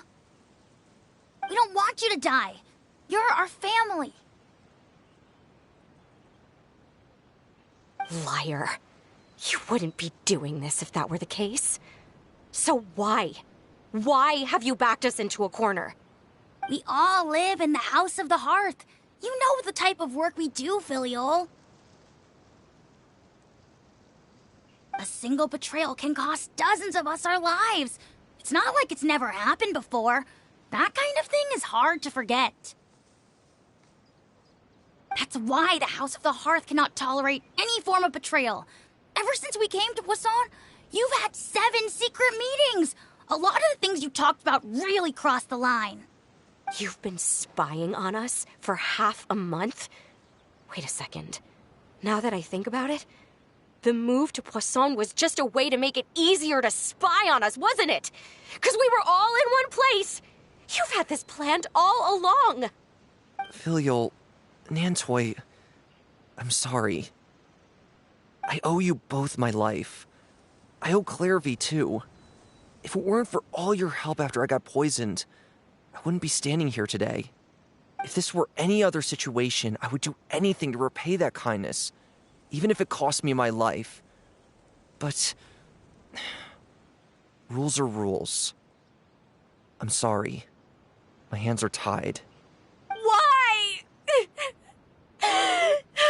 Why? That's enough, Filial. We made a mistake, and we should own up to it. We broke the rules, plain and simple. And now we have to face the consequences. I'm sorry, Chaplot. Foltz. I'm sorry, Father. We accept our punishment. Chaplot, according to the rules of the House of the Hearth, how should these traitors be punished? All those who betray the house pay with their lives. And so it shall be.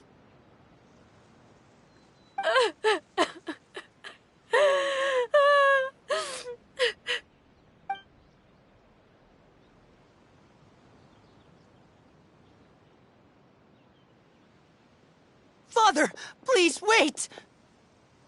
Something you want to say, Linny? Please reconsider, Father. What Filial and the others did, does it really count as betrayal? We all come from broken families. From the very first day we joined the House of the Hearth, we wanted nothing more than to make it a real home. But the truth is, none of us know what a real home should look like. I'm not saying I have all the answers. All I know is this. Killing Filial and the others may uphold the rules, but doing so will only bring us further away from being a real family than we've ever been. So please, Father, please reconsider. I agree with Linny. Father, please. Linny, you...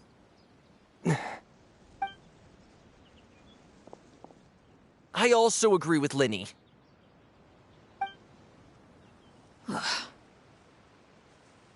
An order once given cannot be rescinded. However, given the extent of your determination, I suppose we shall have to go about this a different way. Draw your weapons and face me. Our weapons? Father, are you referring to a duel? Precisely. The rules of the house will not be altered. Traitors must be punished.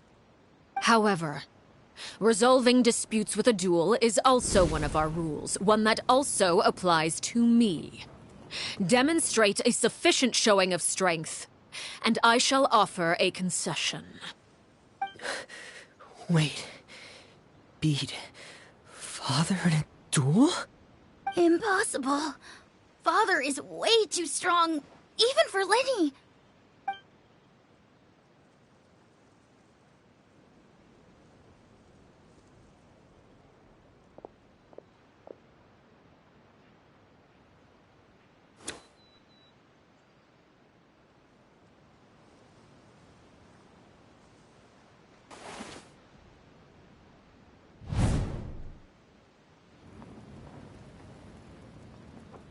Did you hear that, Traveler? Letting the others have to duel the Knave. What should we do? Can they really win something like that? If they lose, those people from the house are really gonna be executed. Hey, are you listening?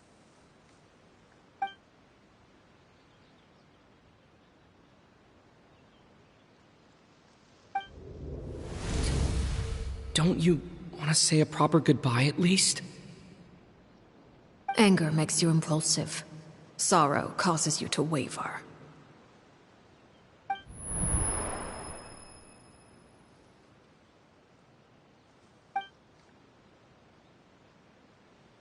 Oh.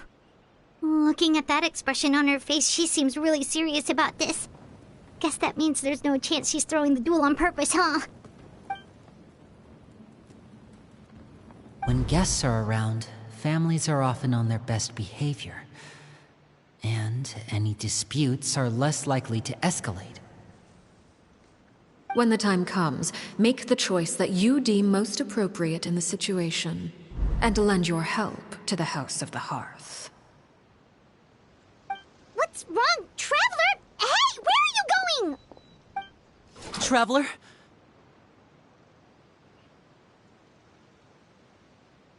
You're asking to join the duel against the Knave? I'll allow it. We do have a ready-made dueling ring at our disposal, after all. All I would advise is this. Keep a firm grasp on your weapon, and give it your all. Any less, and you may just lose your life.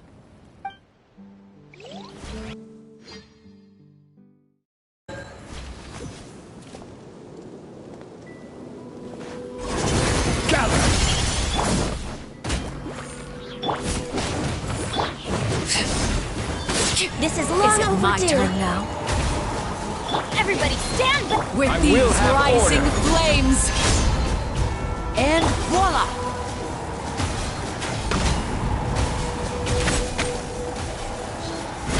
Closer now. Stabilize! Booba, get them!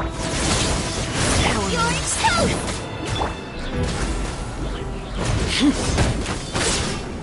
Father's even stronger than I expected. With the fall of darkness, destruction shall rise. Have a taste of purgatory.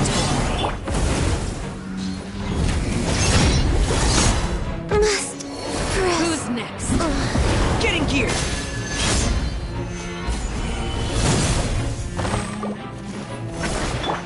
I'm going in!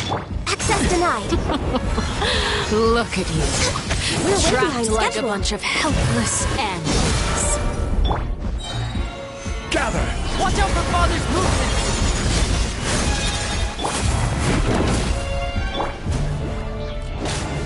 No touching.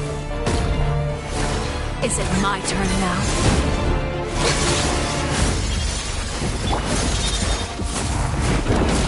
Stabilize! Over here. Everybody stand back. Access denied.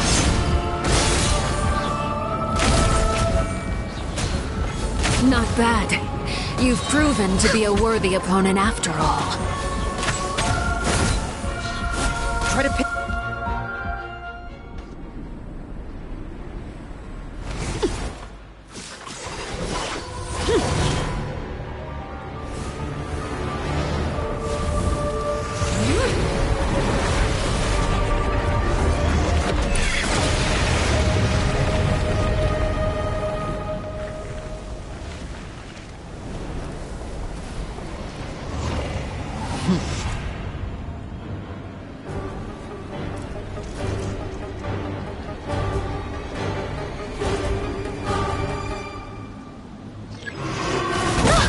Now's our chance! Over here. My blade is all that remains. For Rex Lapis. Adventure time. Order guide you. Going in. No touching. Watch out for Father's movement! Scout out!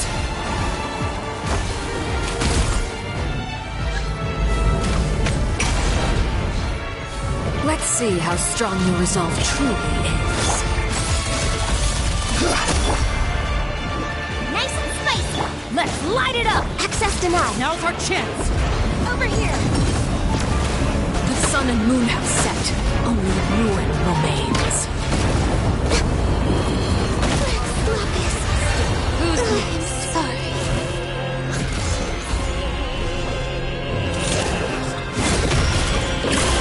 Watch out for Father's movements! Look out!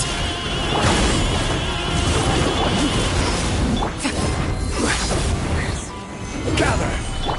Eat this!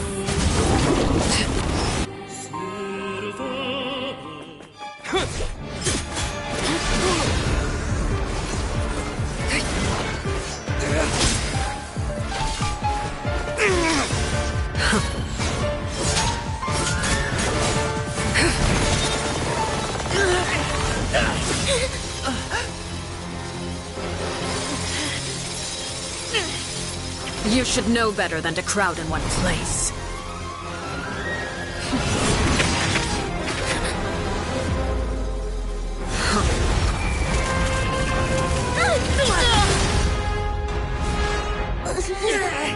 Oh, I know.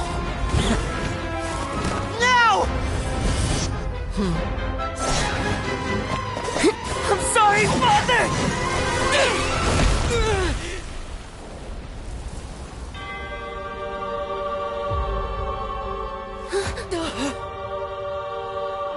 Sorry for what? This pitiful excuse for an attack.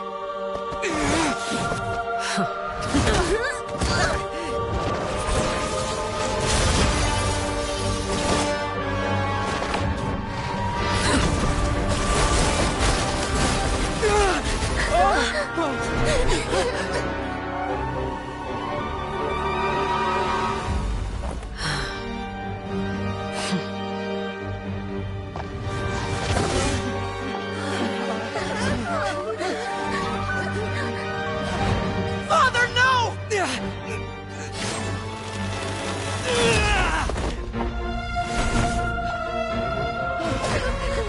Made it out, did you?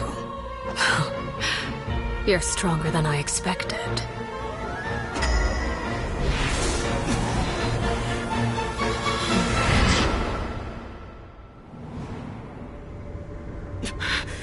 A crimson moon? I can't move.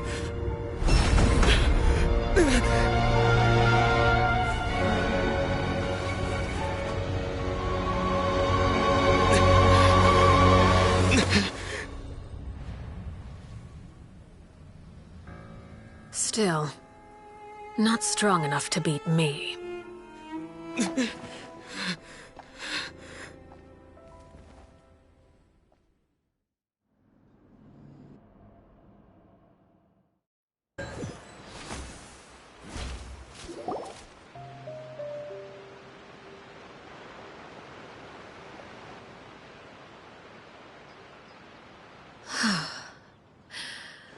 I believe we can end things here.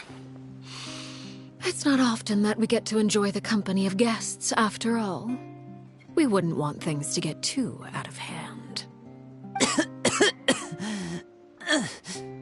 Brother, are you alright?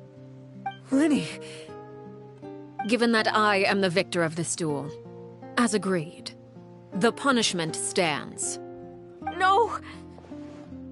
I never thought things would end like this. However, everyone involved in the duel demonstrated a remarkable level of strength and determination. In light of this, I'm prepared to change the method of execution. Elwar, the bottled flames I gave you for safekeeping.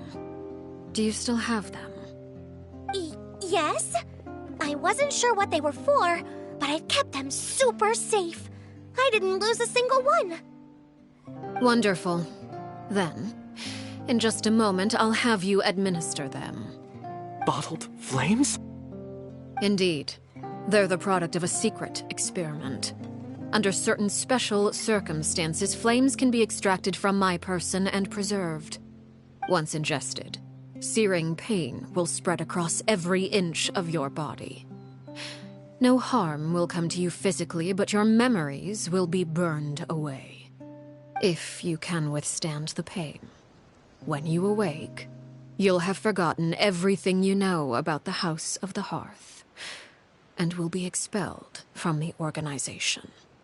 In other words, administering this concoction will kill the version of you that grew up in the house, and give you a new identity.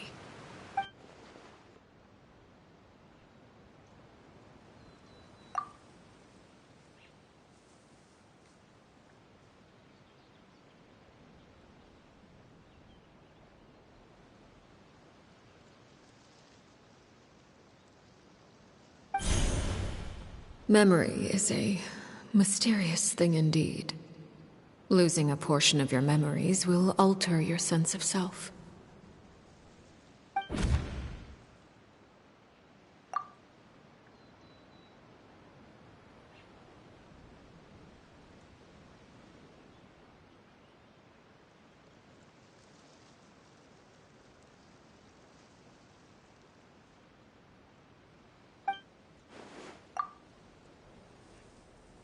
So, you're just letting us go, Father? You misunderstand.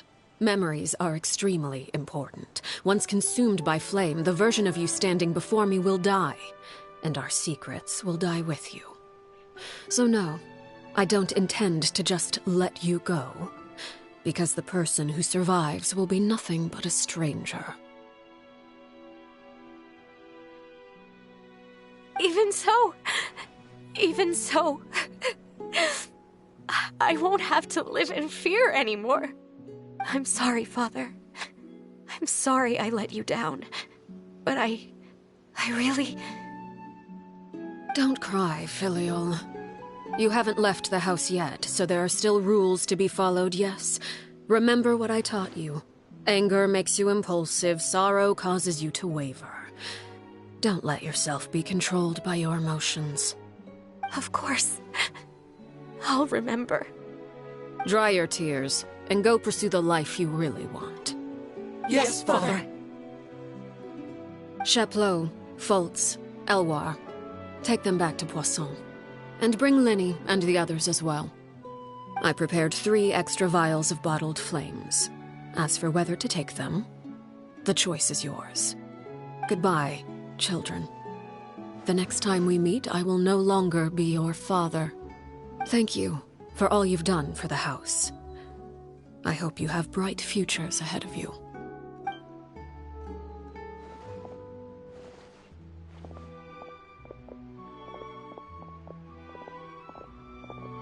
Father.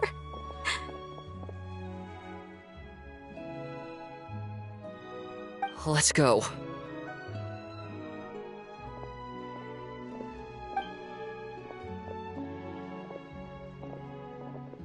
Here, grab my arm, Linny. I'll help you walk back. Thank you.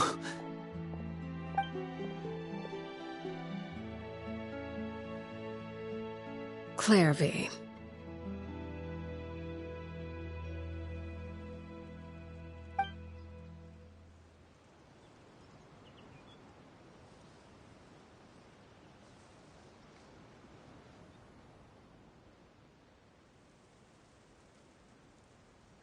Can we talk now? I've been waiting for a super long time. You really are Perry, aren't you? I haven't seen you in so long. How come you're all grown up? Wait, did I somehow travel to the future on accident? Or am I dreaming? What a long dream. Neither. You died, Clairvy. That's what happened.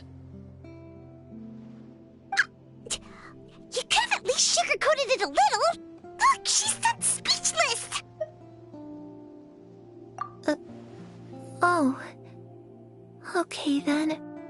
Huh? That's it? You accepted it just like that? Yep. If that's what Perry says happened, then I believe her. Perry wouldn't lie to me. Plus, I don't really need to know why I'm like this. I'm more curious about what happens in the future. If you're a harbinger now, Perry, that means Mother is gone, isn't she? Can you tell me about it? I want to know what happened to her. And to me. You never stopped trying to defy fate. At first, no one believed you. You could only vent your frustrations to the moon. In fact, you often sought comfort in the night sky. You wanted to see the aurora, so one night we promised each other we would go to Snezhnaya to see it together. Later on, you tried to run away, but you were brought back each time. Mother spared your life, but it wasn't out of kindness. Instead, she decided to make an example of you by slowly torturing you over time. That way, the other children would know what happens to traitors. Still, you never gave up. Mother hoped that through ruthless duel after ruthless duel, she would be able to crown an ultimate victor among the children she raised. But you called on everyone to unite, to fight to a draw in order to reduce casualties. Your efforts may have only delayed the inevitable, but still. You gave them hope. You tried everything you could think of, but every attempt ended in failure. Still, you never turned your sword on Crucibina, and you never turned it on me. On that gloomy day, you told me, "For the last 16 years of my life, I've done everything I can to fight for freedom. But now, I realize that the only freedom I truly possess is the freedom to choose to die." I never imagined I would say something like that. I must have been feeling really worn down. But somehow, I still think I understand. According to Mother's plan, only one of us was going to make it until the end. And I always hoped that person would be you. If I could do it all over again, I still don't think I would make a different choice. Even when I first met you, I knew you'd be able to do what I couldn't. Is that so? Even now, I'm not sure I truly understand what kind of freedom you were trying to pursue. But as the head of the House of the Hearth, and as the children's father, I've tried to give them the most basic of freedoms. The freedom to choose their own fate. It's something I discussed with the Iudex of Fontaine. The children who want to leave the house will have their memories wiped clean of all secrets pertaining to the organization. In return, they will be allowed to live a normal life in Fontaine without being prosecuted for their past. Of course, I won't simply hand freedom to them on a silver platter. They have to fight for it and prove themselves worthy of it. Only freedom that is earned has true value. That's more than enough. That's exactly the kind of life I was fighting for. You know, Perry, I think you're a pretty amazing king, and a really great father, too. I'm really happy that you're the one who took over the house. I guess I do have one regret, though. I still haven't seen the outside world. Well, it just so happens that our dear guests over here have been to many nations and traveled to countless places. Perhaps they would be willing to tell you what the outside world is like. Really? Of course! We've traveled all over the place. We've got so many stories, we could probably talk your ears off for 3 days straight!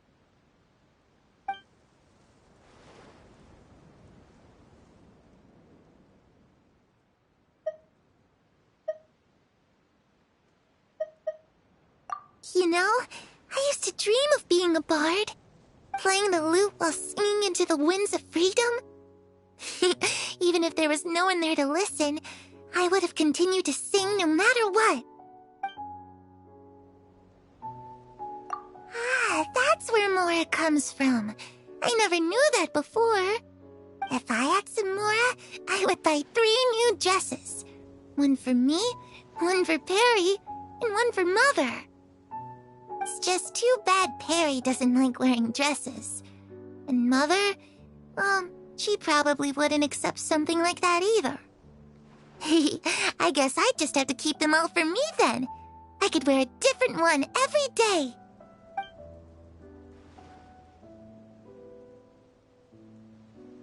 Those yokai you mentioned, what do they look like? I once saw a drawing of this one guy with horns on his head and a super scary face. Are there any yokai like that? Oh, sounds like you're talking about an Oni. Yep, we've met one, and let Paimon tell you, they're not nearly as scary as they look. I was always too afraid to skip Mother's fighting lessons. But at the academia, I bet you could do all sorts of secret things in class. Things that have nothing to do with studying. I'm just kidding. Being able to study whatever you want without having to fear for your life actually sounds pretty great.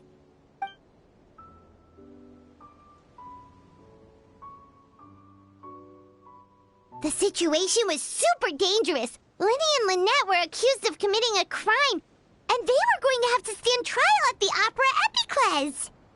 Oh no, that must have been hard for all of you. What happened next? Don't worry, we were able to turn the situation around super quickly, all thanks to Detective Paimon, of course. How'd you do that? Come on, tell me. Okay, so it was like this. After the failed magic show, we rushed to the scene and...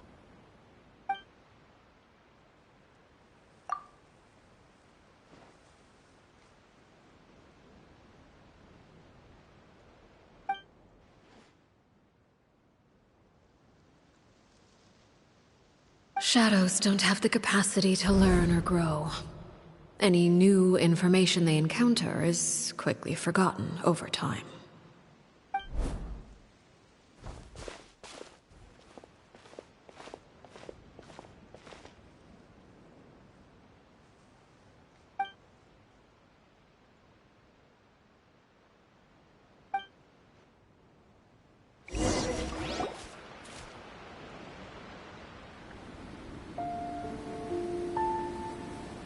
Clairvy, you've worked tirelessly from the shadows to overthrow the House of the Hearth.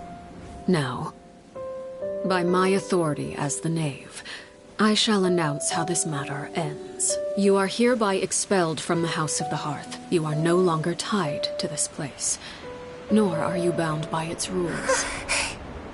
You're saying that I can finally leave? I get to experience the outside world as well? Oh, I almost forgot. There's no good mother for me.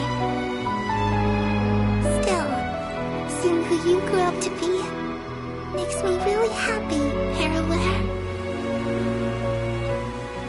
Take care of yourself. Goodbye. May we meet again someday.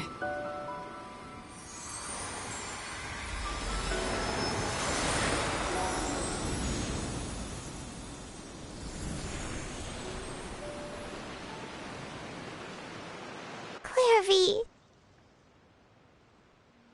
She left so soon. Paimon didn't even get to finish her story. I also have certain sentiments left unsaid. I wanted to tell her that the aurora I saw in Snezhnaya was just as beautiful as the ones in the pictures. But a shadow's memories reset at dawn. Had we delayed any longer, we wouldn't have had the time to say goodbye. Whatever regrets may linger, let them be lost to the coming of a new day. Father? It's Linny! Hey, Linny!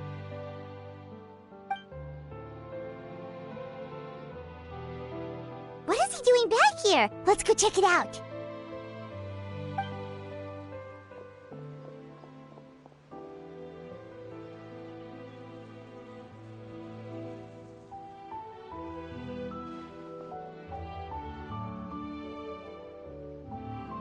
Father, the bottled flames have been administered. Filio and the others have left the house. And you? What have you decided? Thank you for giving us that choice, Father. But we never wanted to leave the house. It's the only home we've ever known. Lynette and Fremine feel the same way.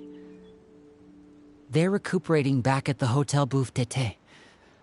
But I decided to come back and tell you where we stood. I'm sure you're well aware of the expectations I have for you. I want you to follow in my footsteps and become the next king of the house. Yet you seem to have different ideas. I must admit, I'm rather surprised by your decision to stay. There's nothing wrong with choosing to live a quiet life. Leading this organization is a heavy responsibility, one not so easily carried by someone forced onto the throne. I just never understood what you saw in me. What made you believe I was deserving of that throne? You're brave, talented, and, most importantly, you cherish your family. You would do anything to protect them, even if it costs you your life.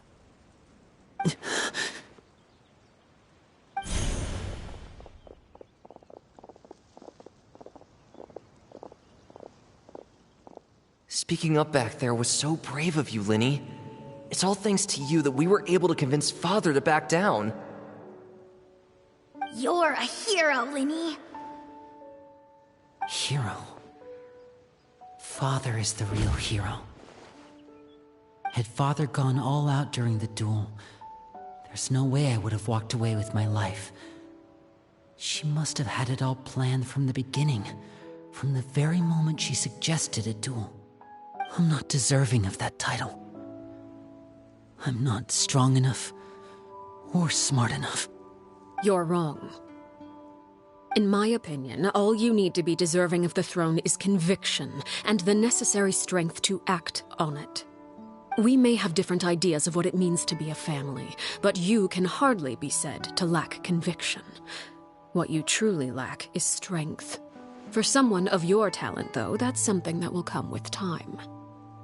Even without that strength, you still chose to face me in a duel, even though the odds were stacked against you. That capacity to honor your convictions is what I truly see in you. Father. No one knows what the future holds, what tragedy or triumph may be in store. Being at the head of this organization requires the strength of will to face whatever comes. Caution will only hold you back. If reaching a certain standard were required to go after what you want, I would never have succeeded in killing my predecessor. Back then, there was still a considerable gap between our abilities. Strength may decide the ultimate victor, but those who let a lack of strength dictate their decisions or undermine their convictions will never be worthy of the throne. I understand, Father. Thank you. Children must grow up to surpass their parents. Only then can a family continue to flourish. The road ahead is not an easy one, so I'll ask you one last time. Are you certain you want to stay? You've done so much for me, Father, and that kindness must be repaid. Plus, with Project Stuja at hand, there are many dangers ahead, and I, for one, don't intend to back down. Protecting my family at all costs. That's my conviction. Then you're welcome to stay. As for Project Stuja, you need not be too concerned. If those cowardly businessmen and heartless dignitaries try to take us down, I'm prepared to teach them a lesson. Having members who longed for the light was our organization's last weakness. With those members no longer among our ranks, the House of the Hearth is like a spider hiding in the shadows. We need only wait for our prey to come to us. At present, our imperative is to use their plan to our advantage. In doing so, a crimson moon shall rise amid the frigid blizzards of winter. No demonstration of loyalty shall go unrewarded, and no sacrifice shall be in vain. As for the two of you, whether we meet again as friend or foe, I'll remember the camaraderie we shared in this moment. no matter how arduous the journey ahead. I hope we both reach our desired destination.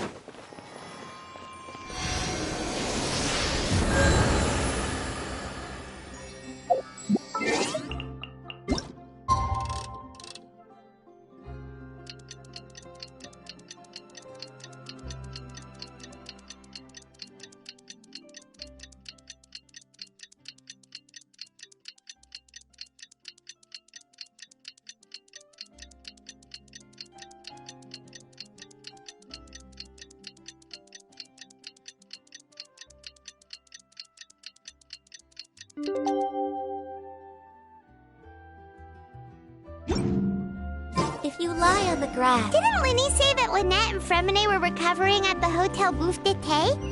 Oh, Paimon wonders how they're doing. Maybe we should go check on them.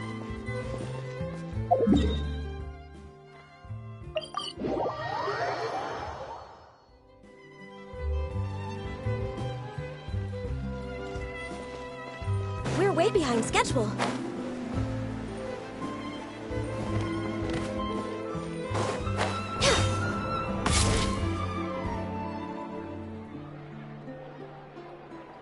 Lynette? Fremine? How are you feeling? Much better. Whew, what a relief. What about you? Are you feeling all right?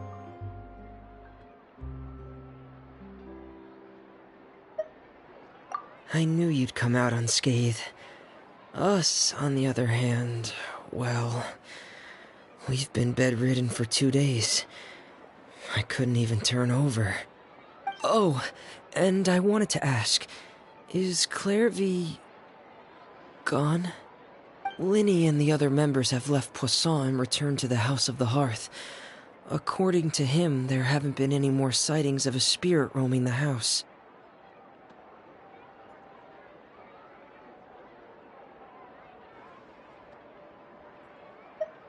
I see. I'm glad. Father came to check up on us 2 days ago and told us about what happened with Crucibina and Clairvy. Actually, I've met Crucibina before. Wait, what? You've met the former Knave? Crucibina died a year after Clairvy. It was during the year between their deaths that I joined the House of the Hearth. Crucibina had an extremely cruel and radical way of doing things. While she was alive, the atmosphere in the house was suffocating. When I joined, though, the experiment she valued so much had already come to an end, and all the people involved, dead and injured alike, were gone. Crucibina never talked about the past with us newcomers. A couple of months after I joined, Father killed Crucibina and burned all her files. With that, the names of all the people subjected to her experiments, Clairvy included, were lost to the flames, along with the painful memories they represented. Father took in Lenny and me a couple months after that, but she never mentioned anything about Crucibina or Clairvy. It really seems like something she was planning to keep to herself. The last time you talked to her, did she mention why she kept it a secret for so long? She said she didn't want us to be affected by the darkness of the past. She was worried we'd develop a false sense of gratitude towards her if we knew about it. The foundation of a family should be free of any corrupting influence. Whatever happened in the past, it has nothing to do with who we are now. And that's what Father told us in the end. But I still thanked her for everything. It was only after hearing about what Crucibina did that I finally realized how insignificant our lives could have been. The members of the house meant nothing to her. To say that she valued them in any way, even just as a tool, would probably be giving her too much credit. If Father hadn't taken over the House of the Hearth, I probably would have already...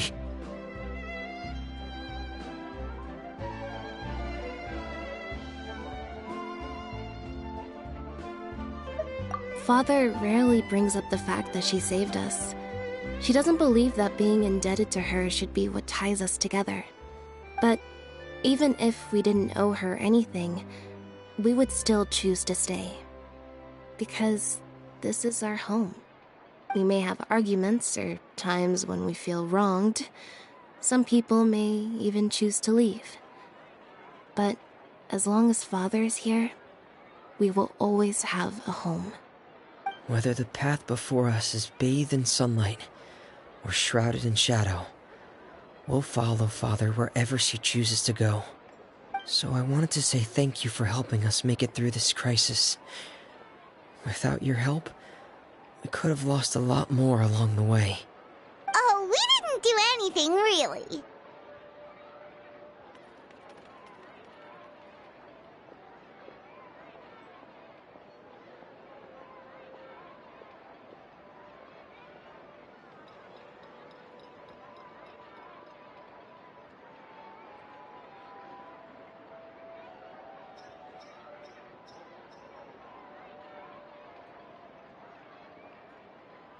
Of course. You're welcome anytime. Are Filial and Nantoy okay? I actually saw them at a cafe this morning. They didn't recognize me. From what I could tell, they were drinking coffee and talking about one of the operas that started running recently. They seemed happy. If I had to take a guess, I would say they finally found the kind of life they always wished for.